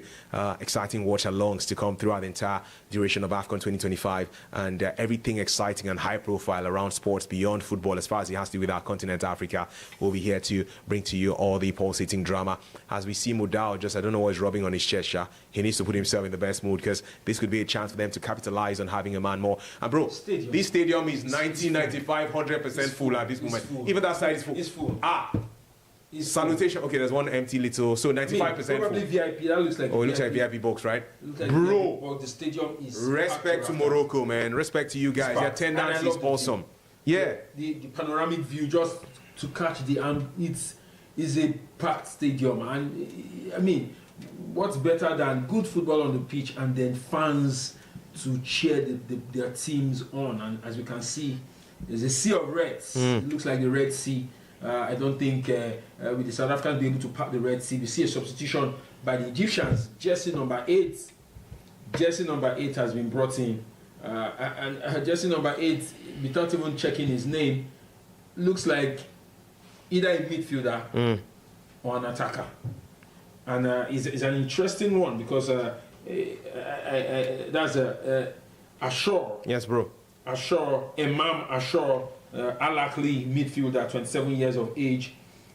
So it seems what Ozamazan wants to do is probably play a 3-man defense, but choke that midfield, where you have probably do a 5-man midfield, just really choke the midfield and try to stifle the South Africans, because we said in the first half that the South Africans really have nimble players who are really good with the ball, that can break defenses with passes, the likes of Moremi, Sitole, Mukwena. These are guys that on a good day, when they have the opportunity, can tread those passes to the likes of the Foster, Apolis. So I think Ozamazan not quick to make any changes that will upset the team. Omar Mamouche has been taken off. An attacker. Why we said an attacker for a defender, Ozamazan had other ideas. An attacker for a midfielder. They are a goal up, so they want to stifle that midfield. More running legs to track the South Africans, hit the South Africans on the counter, but at least if not for anything, at least go home with at least a goal, a precious goal to nil result. Bro, can they? Because I'm thinking, yeah, I know South Africa are not that blessed with the kind of firepower Egypt have in Mohamed Salah and Mamouche's second half is on the way, but can they use 10? Well, they could. The North African side. Are we going to see some of the theatrics now from them? Because we know. Yes, we will. You know. Are we also going to see laser lights? Because you know that the fans they come with those green laser lights on South African players. That's possible. That's possible. In football, a lot of football pundits will tell you that it's difficult. It's even probably more difficult to play with 11 men. Okay. It's more difficult to play a side with 10 men compared to a side that has 11 men. Because a side with 10 men will put everything, their blood, sweat on the ball, just to make sure that a goal is not conceded. So South Africans have their work cut out.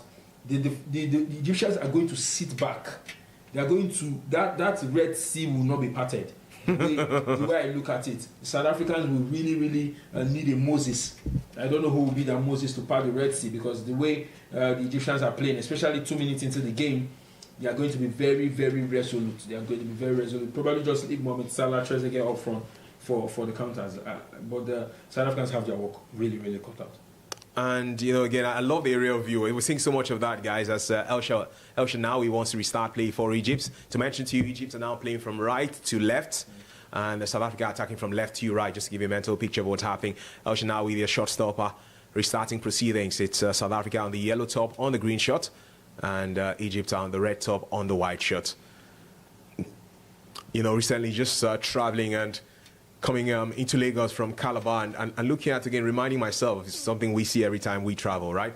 But just looking at the fact that the cloud was looking so blue and beautiful, and I was thinking to myself, the sea, the clean version of water is bluish. Yeah. The sky bluish too. Yeah. And I'm like, okay, why is everything in the world not blue? And I'm like, okay, the plant is green. I want to say, why don't we identify blue as nature? Blue should be nature because the water is blue. And then my mind now tells me, but Chuma, the plants are green now. And then my mind now is there, but Chuma, blood is red now. I'm like, wow, the God that created us is colorful. Very That's colorful. why he didn't give just one color to something, you know. I mean, it has a good honestly, absence. so blood is red, and that's life as well. Yes. Plants green, that's life as well. The water and sky blue, that's life as well, bro. Right. Well, this game is live right now. We're watching it. Really is live. And the colors you mentioned, the colors. South Africans, green. They have the green shorts on. And the moonlight is yellowish somehow. Of course, the sun. And it's also live, the sun. So it's also live as well. So it's amazing. And so we're seeing all the colors around the place. The red blood, Egypt have it. The yellow, sun, South Africa. The green plant, South Africa. The white, that signifies purity. Egypt. The pitch is great. What a colorful match we're having. Thank you, sir. Colorful and dramatic match. Exactly, bro. And let's hope that the second half will give us even more. 4 minutes into the second half. Egypt 1, South Africa 0. Mudau coming forward from this right-hand side for them. They're knocking on the door as much as they can. Drift towards the center. And it looks like we're going to be seeing...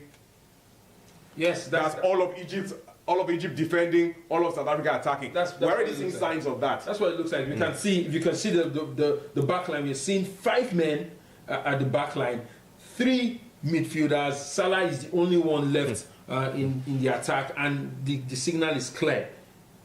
Block any passing lines, put your body on the line. The Ashore, who was brought in, pretty much acting as a de facto third centre back, just assisting the centre-back pairings that we currently have for the Egyptians, just to make sure that nothing really gets the better of the Egyptians. As we see a corner kick from South Africa, the pressure is going to be taken to the next level. Can the Egyptians handle it? It's left to be seen. Can they handle it? Well, South Africa will have an in-swing out across from that left-hand side. El Shenawi comes out to punch, the ball falls to the top. Salah gets control and loses it, but Egypt could launch a fast break, unsuccessful.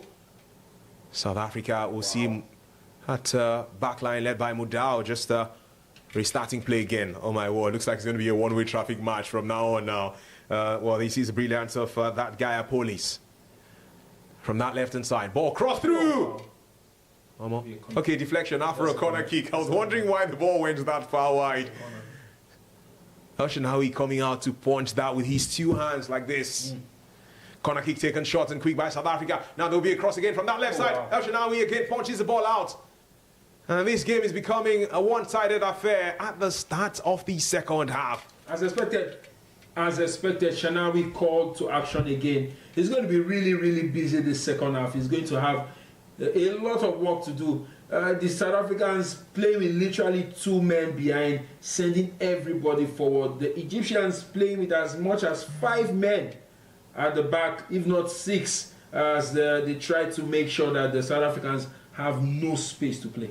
Well, they will keep coming. South Africa again. Mudau helping with the attacking run and deflection. Another corner kick. Wow, Egypt, what's happening now? I know you're down to 10 men, but I'm thinking, well, maybe it's the best idea. You're leading 1-0. Would the thought process be I'm defending for 45 minutes? How effective is that thought process? To be honest, the South Africans haven't allowed the Egyptians any of the ball. They haven't allowed, and you can only do danger when you have the balls. The Egyptians haven't had an opportunity to have the ball. So the more the pressure continues from the South Africans, the more likely we have a goal. Well, this corner kick has come in as an instant guy again, and El Shenawi saves. El Shenawi gets it, yeah. Gets the ball, El Shenawi. And interesting stuff, this. Exciting stuff, and we'll just keep it going as far as the coverage is concerned. 53 minutes played, Egypt 1, Republic of South Africa 1. Where are you watching us from? Let us know, are you in South Africa, Canada, US, Mexico, Kenya, somewhere in Nigeria, Port Harcourt, Abuja, wherever it is, let us know. I need to give you special hailings, all right? Thank you for joining the broadcast brought to you by vivxsports. So Africa will come forward again, knocking on this door profusely. And the final pass not good enough after a goal kick for Egypt. Mokoena was the one with the through pass, but through pass had too much power on it and it's rolled out for a goal kick for the Phroahs of Egypt, as Police could not get that ball. Mohamed Salah, for all of the wins in life, he would love to get an AFCON title too. Nwankwo Kanu, for all of his greatness, successes with Nigeria, Olympic gold. At least he even win Olympic gold. Salah never win any high-profile team with Egypt yet. I mean, although you say he got to 2 finals, 2 AFCON finals, but football rewards the winner, not second place. He would really, really hope that he can take Egypt across the finish line, especially in this AFCON. Even when you look at what's going on with him at Liverpool, this would definitely be a redemption story for him. You know how Carragher gave him the low blow by questioning his credentials just because he hadn't won anything for country. And so the Egyptians, the players, probably looking at an opportunity to do what the Argentines did for Messi, playing for him to win the World Cup. Can they do that for Salah? Is left to be seen. South Africans still on the ball, still trying to create those chances. The Egyptians resolute to make sure that they do not give any away, as South Africa really trying to just tread 1 or 2 passes just to make sure that they pull the cross in. Well, El Shenawi has been very busy. El Shenawi has been very busy. Has to be. Has to be. And as we said, there will be those moments of hitting them on the counter. As we see Mohamed Salah, who is the only attacker up front. I think that the Egyptians know that once they get the ball, just send it to Salah because he's the one that can weave the magic. He's the Egyptian king that can weave the magic. Sure can weave the magic. Mohamed Salah.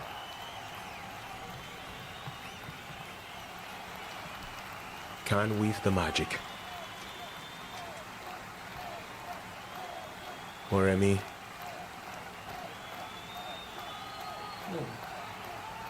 What happened? You're just watching, yeah? No, Shenawi, just a replay. Shenawi hitting the ball for the goal kick and Salah trying to just be cheeky with the back flick just to get the ball in front of him, but it wasn't to be. It wasn't to be. Hugo Bruce. So in his 70s these days, he was one of those who broke the heart of Egypt in AFCON 2017 when Cameroon ensured that they couldn't go beyond title number 7, while the Indomitable Lions added to theirs to go on title number 5, beating Egypt in the final of that competition. The Cameroonians were coached by Hugo Bruce. Back then, that was what, 8 years ago. Can he win another AFCON as coach of South Africa? Anything is possible. Mudau. They fly to his teammate on the near side here. That's the right hand side of play. There's Mudau option, but the man wants to go by himself and take a shot all by himself. That's presence of one man who's been trying to work hard today. Moremi. Goal kick for Egypt. El Shenawi will take it again. Mitch, to be honest, hitting the ball long for goal kick, especially when you're man down, I don't really see the sense in that. I would have expected the Egyptians to try to control the pace of the game by possessing the ball, short passes, passing the ball across, as against hitting it and then ceding the pressure to the South Africans and ceding the ball to the South Africans.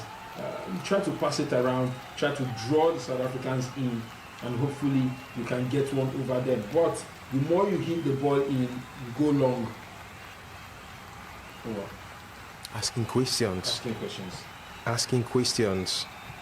Long range shots. But I don't think he aimed properly. That was way on target. But they say if you don't knock on the door, it won't be open for you.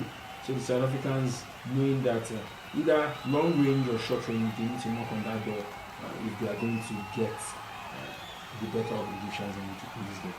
Oh, wow. Now they can attack, which is the whole idea. Yeah. Trezeguet, the man with the ball now. Trezeguet, deflection saved by Ronwen Williams. Trezeguet asking for a corner kick, but he didn't go out of touch. He didn't go out of touch. That's the idea, bro. Yes. Fast break, counter attack. Yes, fair enough. And they almost got that. They are with the ball again. They now have the ball, and you know the Egyptians attacking, they can hurt any side. And just controlling the ball, making sure that they don't lose it, trying to play 1-2s, they've lost it. The South Africans are now numbers in the attack, and the South Africans won, but El Shenawi comes out to his penalty area to clear the ball before Lyle Foster could get to it. So game is opening up now. It is. Yeah, it's opening up. The South Africans definitely want to score a goal. The Egyptians looking, whoever scores the next goal definitely would have the upper hand. The Egyptians know that they manage to get a second goal, it will be almost done and dusted. Even though you never say never in football, but the South Africans know that they need to get an equalizer soon enough, because the longer the game stays this way, the more the Egyptians know that they can get something out of the game, the more that they continue to be resolute in defense and just make sure that nothing gets past them. The South Africans really trying, but you can really see that this is where quality comes in. The South Africans don't have as much quality. The Egyptians, on the other hand, have that quality going forward. Trezeguet, your man, jersey number 7. Free kick for them. Yes, he takes it very quickly. Trezeguet, he didn't wait. Now they would have from that right hand side, Egypt. Saved by Ronwen Williams. The attacking Phroahs is coming to the fore. And if you thought that they were going to just sit back and allow South Africa ride on them, they are showing us that they can wake up from their slumber and still get a perfect number. So we're about to hit the hour mark officially. Egypt could have a cross from that right hand side. March on the sweet. You done the sweet. The South Africans with the ball, just taking it to the Egyptians. Hopefully their numbers count. But the Egyptians, I made it clear at the start of the second half, defend resolutely and then hit the South Africans in the counter because they have much supreme quality, better quality attacking compared to the South Africans. So if they have chances moving forward, there are chances that they could get another goal on target. We saw that shot on target despite being one man down against the South Africans. So the South Africans have to be wary. You don't want to, in the middle of trying to go for goal, concede a second, and that would be really heartbreaking. But the South Africans have the possession. They haven't created clear chances. Would they be able to? Wow, that was bad tackle on Bata. On Billy, if I'm not mistaken. Tackle by Trezeguet. Aziz is shown. When he got that free kick, he didn't wait. While South Africa was still trying to organize themselves, he took the free kick very quickly and then out took the ball towards the right hand side. A direct shot on goal. Rowan Williams had to make the save. And we really saw him complaining in his defense. They switched off. They switched off, and on another day that could have been a second goal. Oh, bad tackle. That wasn't a good tackle. That wasn't a good tackle. And this is a chance. It is a chance, bro, and it is a chance. Can we have something reminiscent of JJ 2004 against Cameroon? 2004. Shot taken. This is wide. Well, body's on the line. Penalty. Could there be a penalty for South Africa here? El Shanawi. Oh. The referee says Offside? Apolis was asking for something there. But that seems to be the villain. So they took the free kick and there were bodies on the line for Egypt. But that was offside. He struck somebody. Yeah, they say it's offside because he was the one who stopped the ball. The free kick came towards his back. He slowed the pace and he touched the ball. To be fair, there was no offside call. It should have been a penalty. VAR. But the referee says everybody calm down. He needs to talk to the VAR team. Because the ball struck a player. Now question will be, was it an Egyptian player or a South African player? Referee in a game where he had to award a penalty to Egypt through VAR is now asking everybody to hold on.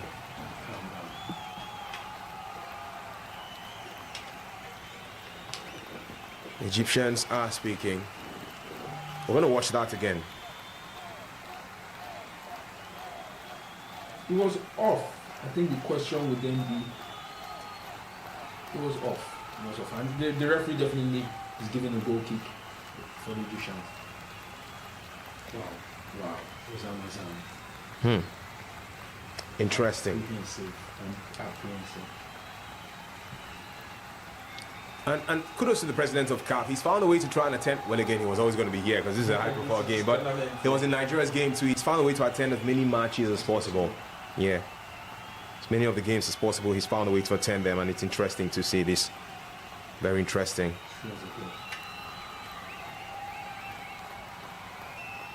It would really pay the Egyptians to keep the ball far away from their defense and just camp, if possible, in the half of the South Africans, because with that they have a higher chance of getting another goal. So just try to hold the ball and try to see if they can unlock the likes of Trezeguet and Salah. Fine crossing. Corner. Oh man. Corner. We talk about the quality the Egyptians have going forward. And if the South Africans are not careful, in the desperation to get another goal, they might just be hit with a soccer punch. Oh my. I am calm, but I am tensed. And not because I have anything to do with the two nations, but it's how this game is unfolding in front of our eyes. Just when you thought that it was going to be with South Africa attacking for the first 5-10 minutes of the second half, that Egypt will just sit down and watch them, the Egyptians have woken up. Zizou will take this corner kick from the left-hand side of attack. Will be with his right foot as an in-swinger. Could they score? Just like Dr. George said, well, what kind of corner kick is this? Zizou goes to the far post, that one. And okay, DJ Khalid, another one. Another one. This will be from the right hand side this time around. Will be the case. Wow, see the fans, bro. Almost fuel to capacity. They're giving us the Mexican wave. The Mexican wave. So, Mohamed Salah will be taking this from the left-hand side of attack. Ball launched in, headed out.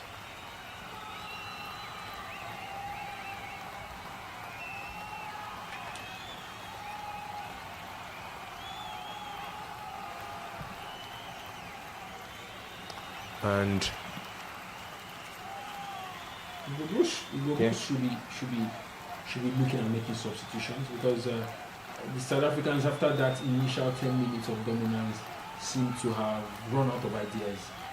It's really not much happening in the South Africans. So Igbo Blues might be looking at creating, giving them an opportunity at getting another goal by bringing in some more attacking impetus, just to make sure, just to rejig the team and increase the energy levels and increase the pressure on the Egyptians, because the South Africans really haven't done much. In fact, it's been 10-man Egypt trying to get another goal in this game, and really 6 minutes gone doesn't bode well for the South Africans. They have to, at this point, get another goal, and I hope Igbo Blues can get one, can get players in who will just pretty much act as the X factor going into this game. The South Africans still have the ball, regain possession, and just camped in the half of the Egyptians, just trying to ask all the questions.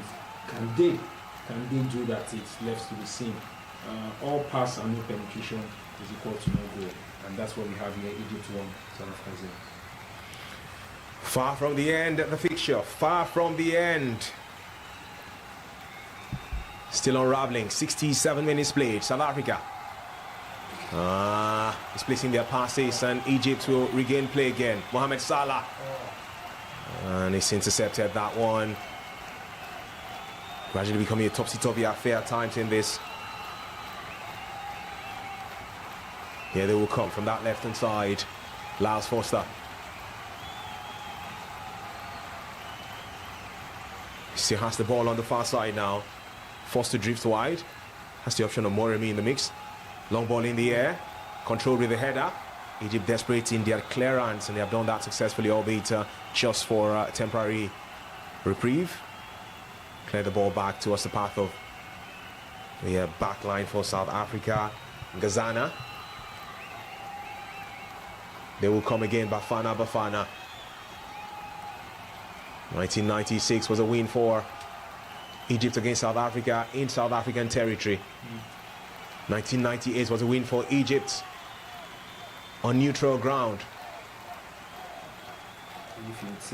And then, yeah, I was going to say 2019 was South Africa beating Egypt in Egypt. Yeah.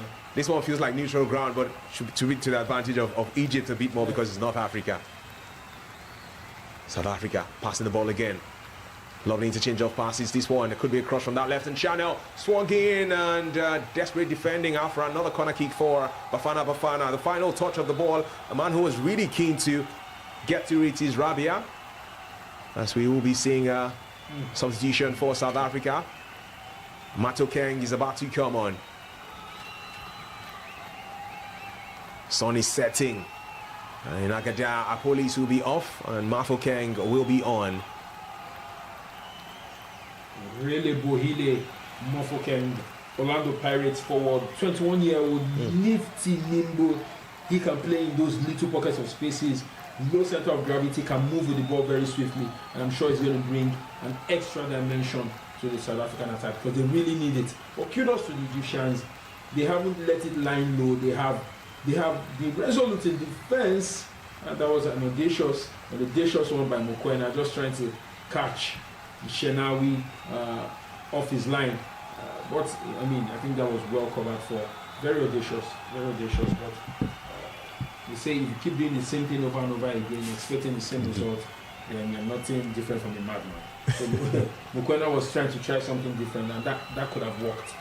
That could have worked on another level. But I was saying, the Egyptians kudos to them. They've been resolute in defense, but they have also had chances to hurt the South Africans in attack. Now we see Nnoli on the pitch. Is this antics or is this surgery? Right, bro. You're thinking, is it not too early for such antics? 17 minutes played, meaning there's still at least 20 more regulation time to come. Egypt still leading South Africa 1-0, and the Egyptian fans are dancing. Even the South African fans are still dancing. Again, you know, a defeat will not... it will hurt them in that quest to finish top of the group, but wouldn't spoil their part in their desire to qualify from the competition. And, you know, I shared that in 1996, Egypt beat South Africa in the group stage, but South Africa went on to win the title. So if history were to repeat itself, I'm sure that fans of Bafana see this fine girl, they wouldn't mind. They wouldn't mind. They'd be like, beat us, but let's go and win the AFCON. Reminds me of the World Cup, Saudi Arabia defeating Argentina, and then Argentina going ahead to win the World Cup. So losing games, especially in the group stage, the aim is to qualify. Cote d'Ivoire, 3 points only from the group stage, but they emerged as champions. Of course. So it's not over until it's over. In the group stage, your aim for tournament football, really, it's not a league format where you're trying to finesse the play. In a tournament football, the aim is to rack up points or wins or just get into the next stage and keep getting into the next stage, and who knows, you get into the final and that odd goal can win. We've seen teams that if you check their win, their performances all through the tournament, they didn't win. Probably penalty shootouts here and there till they got to the final and they won. It's tournament football, really. Anything can happen. True, bro. Even the great Portugal with Cristiano Ronaldo finishing just 3 points in the group stage of Euro 2016, but went on to win the title, beating France in the final. Mudau for South Africa. His play has restarted. Nnoli is now back on his feet, and if South Africa find a way to win this game and he has a hand in the goal, Mudau is doing everything to suggest a player who could be man of the match. Trying to shake off a bit of a concern for him. Police is now off, and we know that yes, bro is now on, right? And they'll keep stringing together the passes. So that's the idea for Egypt. Hits South Africa on the fast break where the opportunity comes, but defend and absorb the pressure before thinking of running forward to get the treasure. And then this is serious business, is not leisure in a competition where players want to score by head kick goals. This one from Dr. George's cousin Moremi was way up. He didn't feel blessed at all. It seems to be a tournament of overhead kicks. We've seen Kabi from Morocco doing it for Morocco. We saw Sime try to do it for Nigeria. We saw Mbwana Samata try to do it for Tanzania. And now we've seen Moremi, our long lost cousin, trying to do it for South Africa. Shots on target, 2 apiece for both Egypt and South Africa. Scoreline, 1 goal scored by Egypt from the penalty spot. Mohamed Salah with that finish. He's now joint top scorer in this competition alongside a couple of players, Riyad Mahrez and your man Nicholas. These are all European-based players, so the argument for home-based players has to come to the fore. It's going to be surprising that all of Egypt's 3 goals are scored by foreign-based players when this national team has a large percentage of players playing for Zamalek, Pyramids and Al Ahly. So Egypt will have to defend now.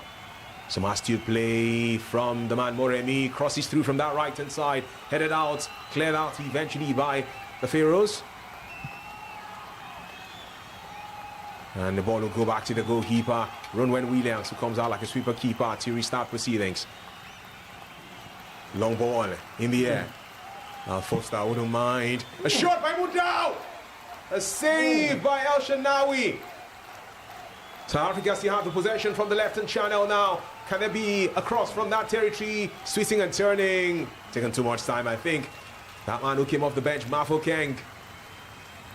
Feels like that chance has evaporated. Moremi swings in across with his left foot. Oh my, Egypt scrambling to clear their lines, and well, El Shanawi in the water, Olamide had to first of all go down low to make that save. Mudau with a brilliant strike. Oops.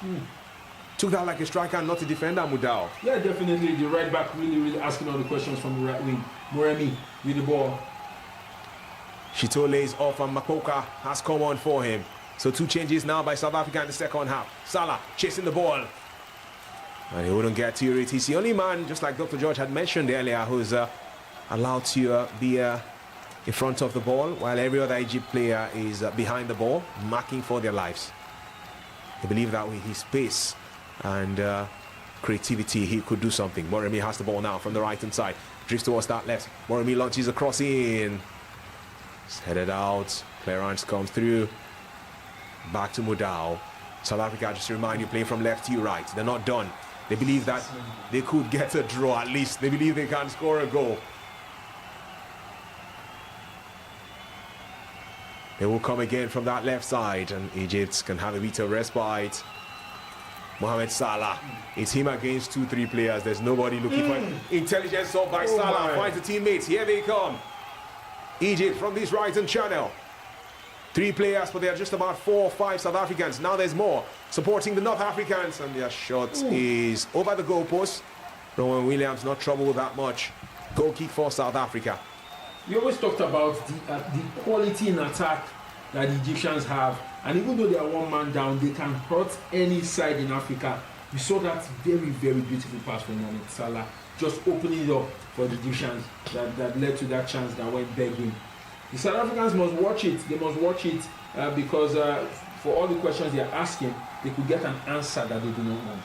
Right. Sometimes you do all the hard work like Barca did, searching for a goal against Chelsea. And what did that man do again? Fernando Torres. The most important goal he scored as a Chelsea player. Semi-final stage of the Champions League in 2012. You take the player down? Bro, it was Barca attacking for their lives. But Chelsea were the ones who scored the goal. Now is South Africa attacking. Can Egypt be the ones to score the goal? They're down to 10 men, just like you said about Chelsea too. Yeah, exactly. But they haven't. Trezeguet. They haven't really. Great job, Mudau. Great job, man. Mudau. If South Africa wasn't losing this game, would have been man of the match because apart from the penalty he cost, he's been really, really good holding Trezeguet all match long, making attacking Phroahs down the right, shots on target. And it would be really sad, unfortunate, if South Africa lose this game. But Mudau really has been good in this game. Yeah, this is Moremi goes past his marker, but albeit just for a brief spell. The man we spoke about, Mudau, gets the ball again, brings in teammates. He's been doing that all night. I say all evening. Salah trying to control, but that's why being fleet-footed, that was going to be tough for him, of course.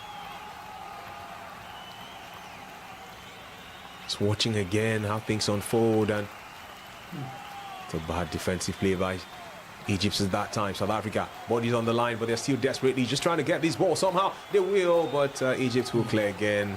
Throwing for Bafana. Time don't reach to delay. And we do have a player for the Phroahs who's down at this moment, sporting jersey number 6 for them, Ibrahim. Holds on to his chest area and just falls. Plays for Al Ali. Most successful team in the history of the CAF Champions League on the African continent. Now, why did he hold his chest? What happened now, bro?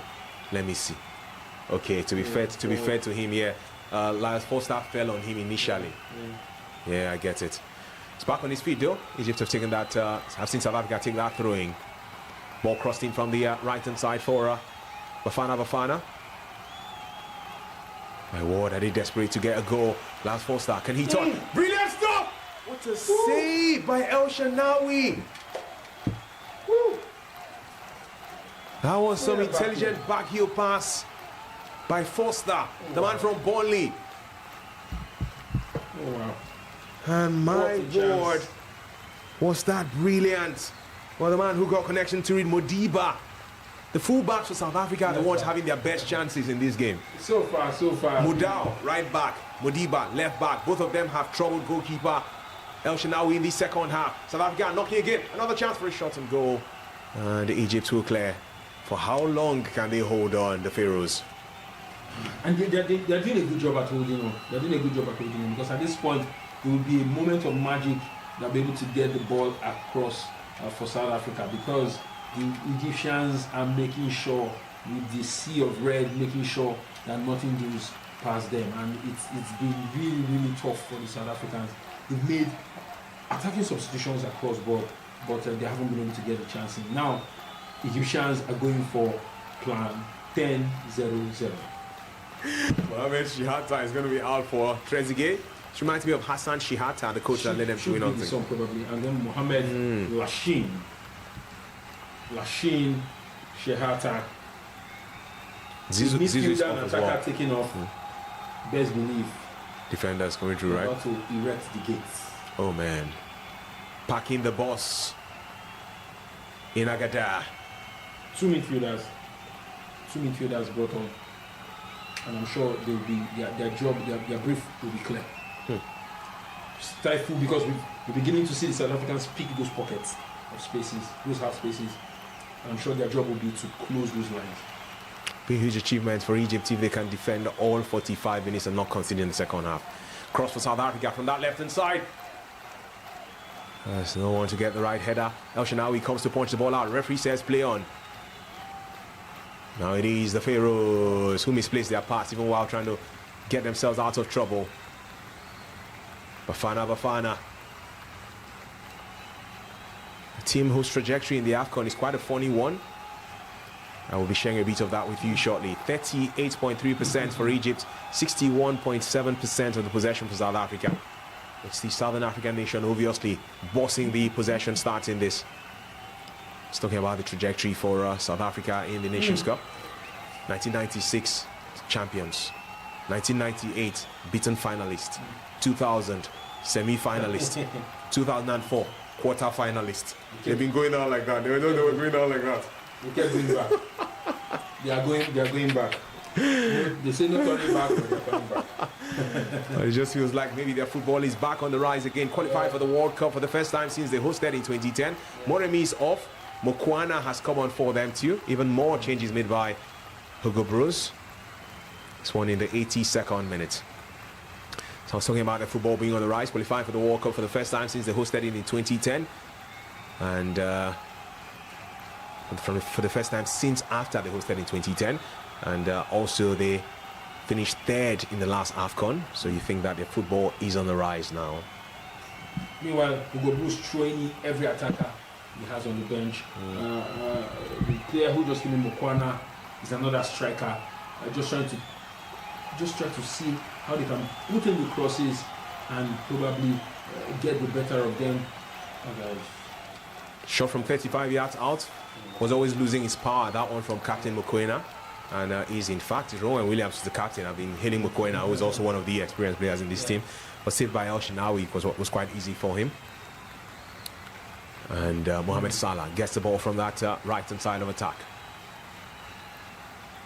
And he loses possession. He's always overcrowded by so many players when he gets that ball. Long ball in the air. La Foster is still on the pitch, just to mention. And like Dr. George mentioned, as we see a shot blasted over the bar by Mbokazi. It's while Egypt are bringing in players who help in bolstering their defense, South Africa are bringing in players to galvanize the attack. Hossam Hassan. And to think that, again, it's the toughest fixture in this group, but it will be 2 wins, 6 points good, but not convincing, the 2 victories. Yeah, but as I said, tournament football, you don't have to be spectacular. You just need to get the results. We've seen a drab, for example, a drab France get results that get them into the finals of competitions. Not excellent, just effective. And really, that's what it takes to win the tournament. The teams that are the most exciting sides, for example, 1994 World Cup, the Nigerian side was probably top 3, one of the most exciting sides. But got knocked down in the second round. True, bro. So the results really is the name of the game. And for Egypt, if they continue like this, getting the results, they will continue to progress. And who knows, they can win their 8th AFCON trophy. Exactly, bro. It's been a while since they were last crown champions. They would love to get it again. Mudau, this nation, though, their only AFCON title came 19 years ago. Mudau drifts towards the left, looks for options. Fantastic pass by him, and this could be a space for a shot and goal. Ball will be squared through across from the right-hand side. Just too high for the attacker for South Africa. And Egypt are putting bodies on the line to ensure that the shots from Bafana will not get to goalkeeper El Shanawi. Lovely play by Salah, lovely control to find a teammate. Here they will come, trying to mark spaces. And Ashore, your man, can he be sure? No, too many players have come around him. He's been overcrowded and possession is lost. I would have thought he should have added more urgency to his run. I think he could have added more urgency. I think as he got to that point, he could have sighted the second player because there were players coming close to him, but he tried to beat his defender, and then they got the better of him. But the Egyptians really could just pull up the most unexpected second goal that would really break the heart of the South Africans. They spread wide now to the right hand side. Bafana twisting and turning. Egypt just putting bodies all over the place. No space at all. Cross again from the left wing, out for a throwing for the South Africa team. Shihata puts that out, and Dr. George's guy who came off the bench, and jersey number 10 for Bafana. Yes, bro. And we've seen him. He's been dazzling with the ball, but as I said, all that doesn't matter. We don't get the goal. Cross now from the left-hand side, headed out for a goal kick. As it is, the South Africans have 3 number 9s on the pitch. They have Lars Foster, they have evidence Makopa, and they have Mokwana. But no evidence, my brother. 3 number 9s in that box, but nothing has happened. Even with Makoka, they don't have evidence, and his name is Evidence Makoka. No evidence to show for all of the attacking prowess now. So we're heading to the final 4 minutes of regulation time. We're into the 86th minute.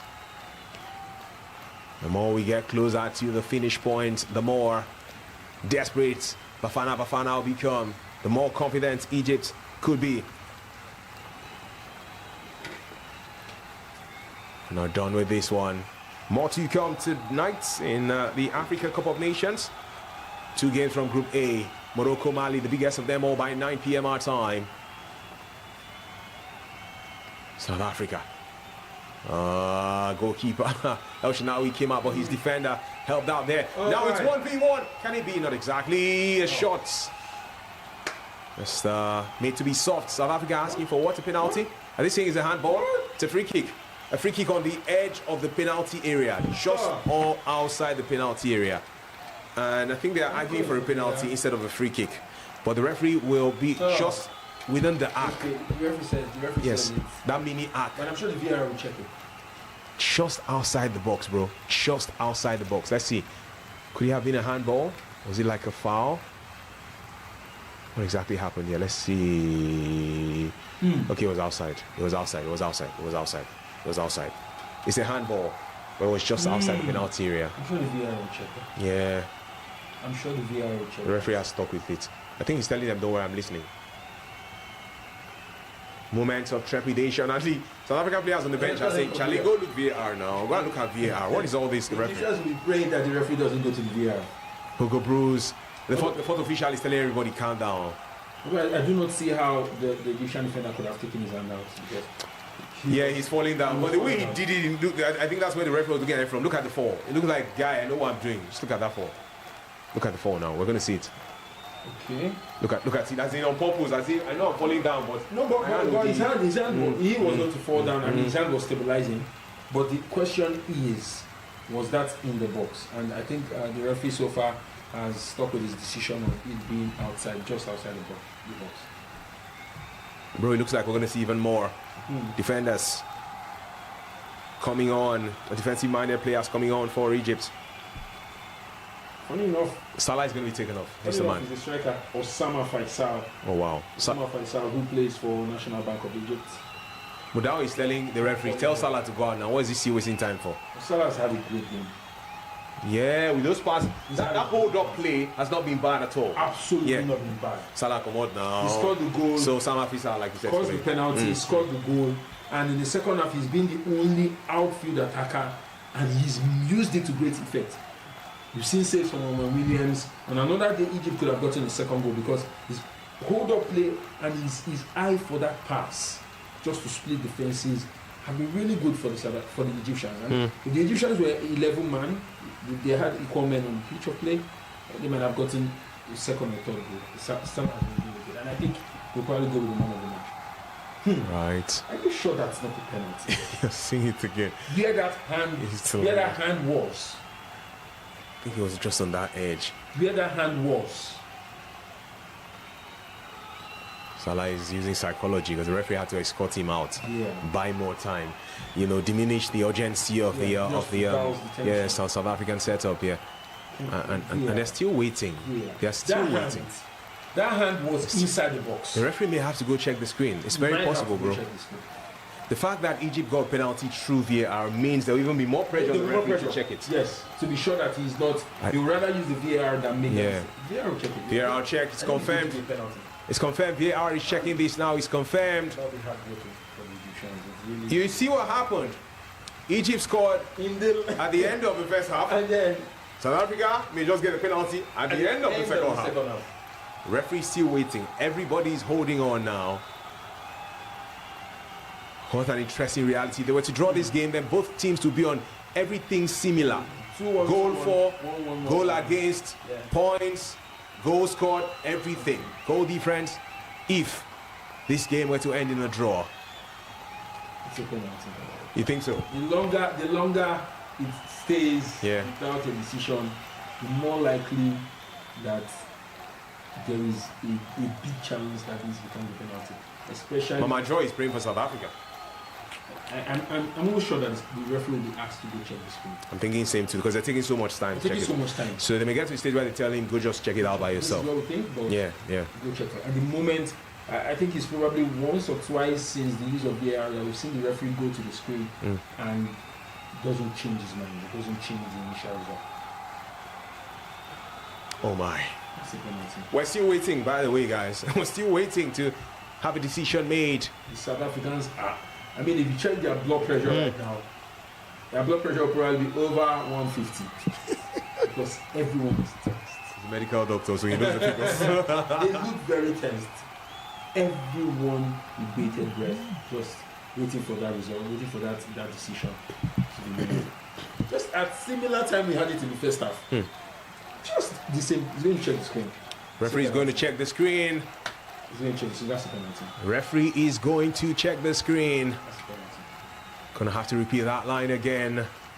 Last time he checked the screen at a time like this in the fixture was towards the end of the first 45, and he returned with a positive story for Egypt, who got a penalty that was called by Salah. Now the screen is waiting for him already. Now we're going to see that together, Doctor. Let's see. Where did that hand fall on? That hand was in the box. Come on, within a different angle. It's going to be tough for him to decide from that there. Hand. It's true. It looks like it was just inside. That hand was in the box. Yeah. His body out. Yeah, but the hand was in the box. One side it looks like he's on the line. The referee is also under pressure because it looks like he was in the box. The hand under pressure because he's thinking if he doesn't give South Africa the penalty, then they will tell them, you see what happened with our own. Because theirs, to be fair, was not clear cut as well. It was just between arms. So they could also argue that I did not see. Exactly. It's a penalty, and I think this is even an easier call for me. Yeah, the referee is now running onto the pitch. He has to decide. We've already gotten 2 minutes, 3 minutes into the 90. There'll be 7 minutes of added time. The referee gives us a TV sign. There's no penalty. And Yassa goes down to kiss and worship his maker. Yes, South African hearts have been broken. Oh my God. South African hearts have been broken. We're going to watch that again now. Fall down. Let's see what's up, man. See the hand. Referee. See the hand. You sure? Referee, are you sure? See the hand. Hugo Bruce, we'll not hear the last of this. No. This was a we wouldn't hear the last of this at the end of this game. This was a wrong call. And I was talking about the fact that the referee uses the screens and like it's rare to see him change his mind. But this was a wrong call. Hugo Bruce is upset and you can see him laughing sarcastically. And it wasn't even, a free kick wasn't even given, was it? It wasn't given. What's going on? There was no free kick either. Oh no, come on. Oh my. Nah. Oh my. So it wasn't even about whether the ball, the handball was in. It was about the fact that the referee doesn't even think the handball was worth a free kick, apparently. Well, they will come against South Africa from that left-hand channel. We're into the fourth of the 7 minutes of added time. Looks like they're going to give even more than that beyond what we're seeing on the screen because it took too much time in deciding on that penalty. Bafana don't want to give up though. They will come again from the right hand side. Mudau. Cross by Mudau. El Shanawi comes to punch out and he successfully does that, but possession remains with Bafana. Could square the ball through from that left hand side. They do that and he's headed out again. What an intensive attacking foray for South Africa at this end. And now he falls to the top. You think this is the best time to start buying time in quotes. He came out to punch the ball. Let's see if... yeah, to be fair, there was a collision. There was a collision between himself and a South African player. So it's genuinely a chance for him to... Officiating in the AFCON has been really good, but the referee has not covered himself as well. Because with every replay we see, that it's obvious that hand was in the box. Not even outside the box, not on the line. That hand was just before the line. So I'm very confused as to how the referee has not given that as a penalty. My oh my. Watching again that clash between El Shanawi and the South African player. Yeah, you were right, bro. It's the VIP seats that are not filled up, but every other seat in this stadium is almost certainly filled. Impressive turnout. It's a North African nation. You could have many Egyptians travel. Just like we're hearing that the match between Nigeria and Tunisia has been sold out already. Sold out. And I'm scared. And we think it's going to be the Tunisians. I think it's the Tunisians. Yes. The proximity is easy. Yes. A combination of the Tunisians, the Moroccans, all the Maghreb brothers. Well, if South Africa could beat Egypt in 2019 when they hosted the tournament, then it doesn't still stop you from beating. If Nigeria can be good enough. Mudau. One last throw of the dice. He's worked so hard for his nation today and would love to be rewarded with a goal of his or an assist or at least help his team get the leveler. Mudau again. They will come from this right-hand channel. Twisting and turning. Corner kick or throwing, one of the above. I think is a throwing. Hamdi with the final touch for Egypt. And that throwing will be taken shortly.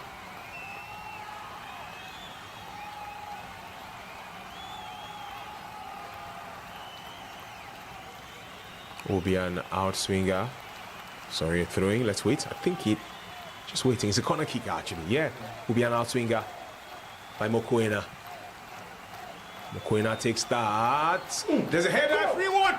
What a save by El Shanawi. What a save by El Shanawi. He literally put his body on the line. He literally put his body on the line, because if he did not do that, that follow-up would have been a goal. Egypt are hanging on the thread. Another corner kick comes in from the left-hand side, connecting header, but the Phroahs will clear out. The 7 minutes have elapsed.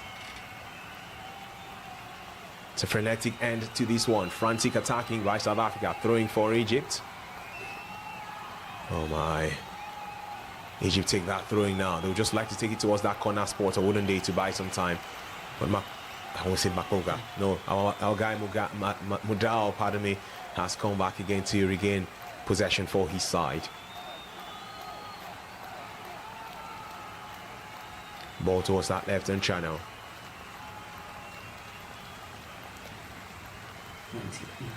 Yes, bro. Long ball into the penalty area.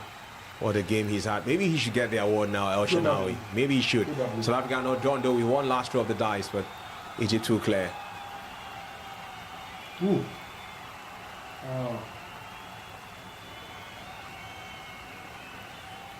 That's where we are. He's been making all the saves, bro. All the saves, man.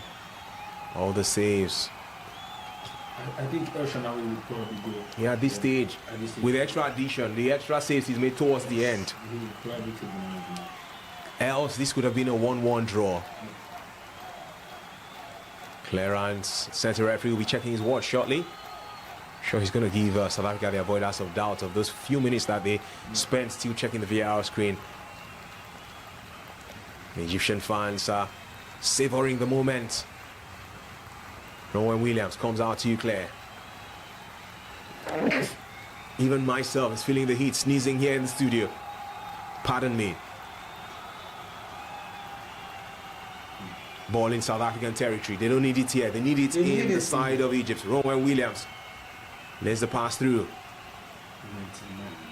To Modiba from that left-hand side. He walked into Egypt's side, Egyptian territory, I should say. Switches play towards the center, rebuffed by the Phroahs. Phroahs have the ball. How much can they hold on to it? They are doing well holding on to it. For as long as they can do this, they will be happy.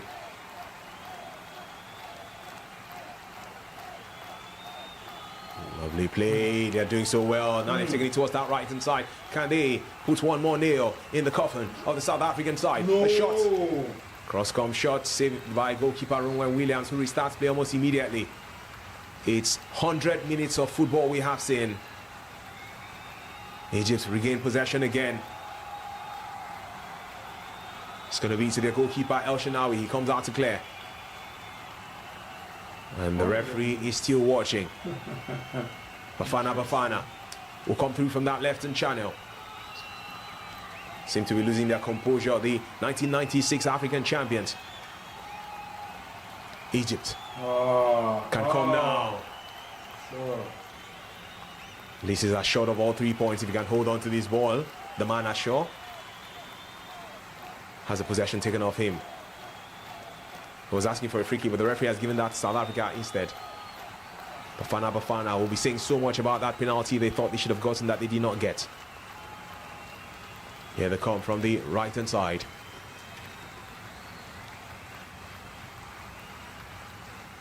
Brilliant stuff. Will be a shot on goal!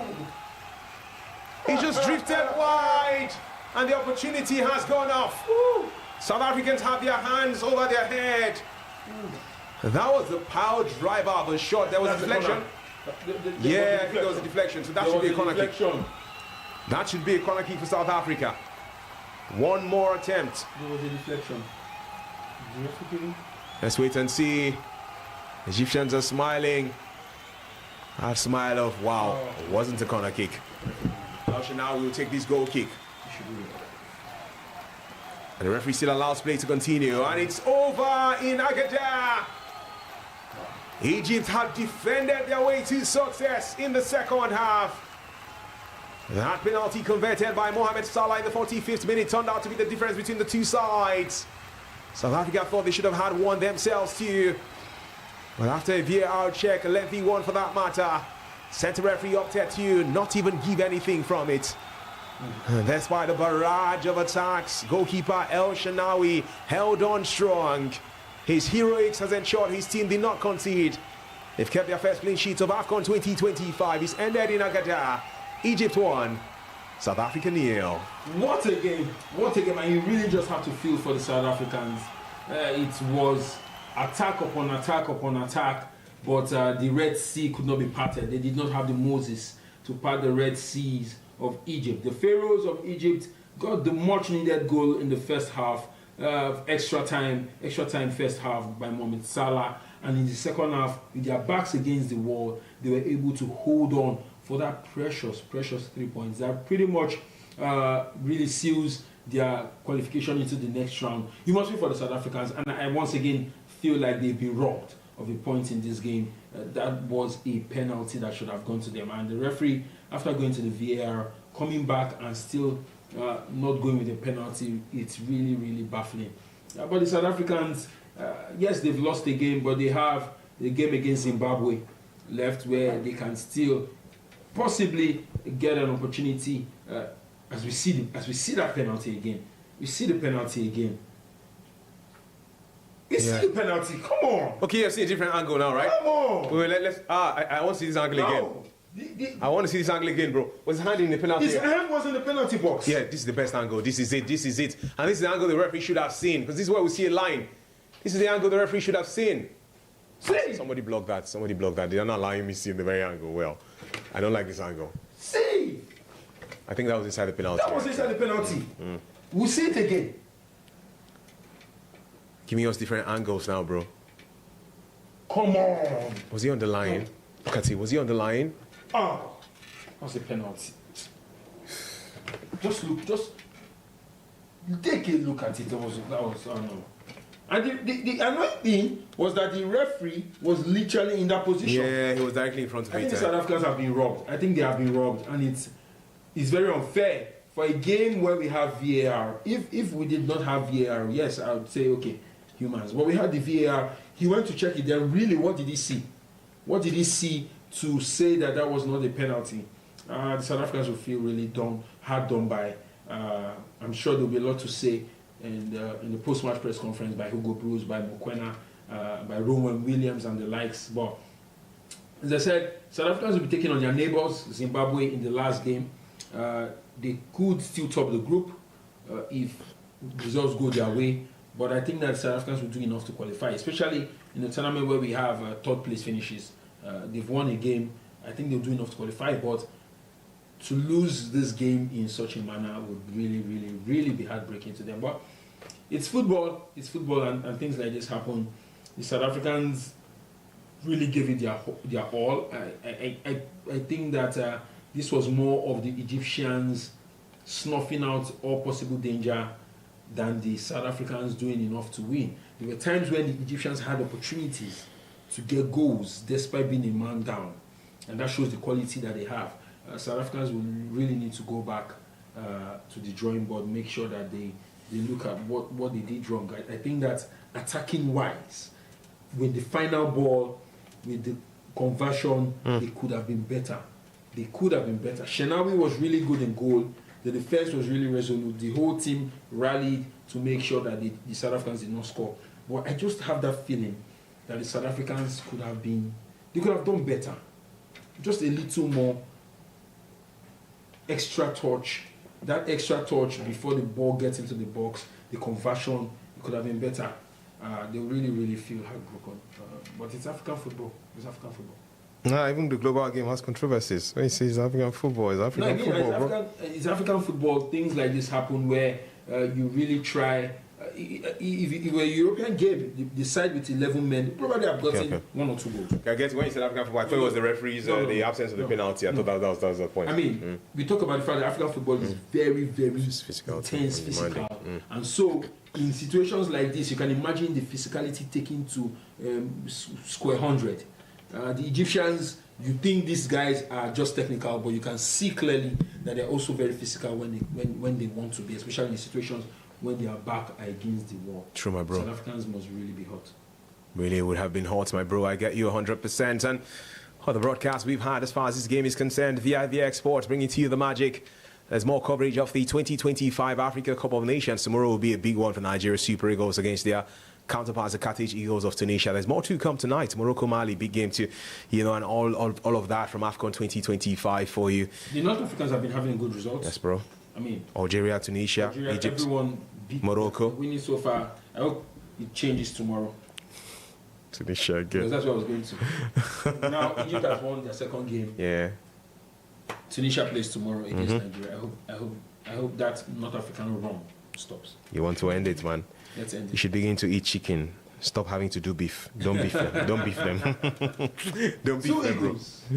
Alrighty. Thank you so much for joining our broadcast today. It really has been fun doing this one with your support. And we've been here to give you the right report. Of course, you can always subscribe to our channel. Please support our coverage of the best of football for you.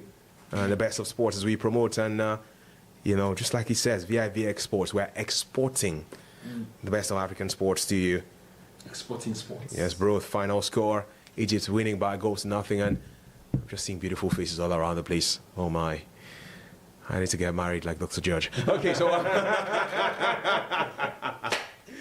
what are you looking forward to for tomorrow just before I and you leave here? I'm looking forward to an exciting game.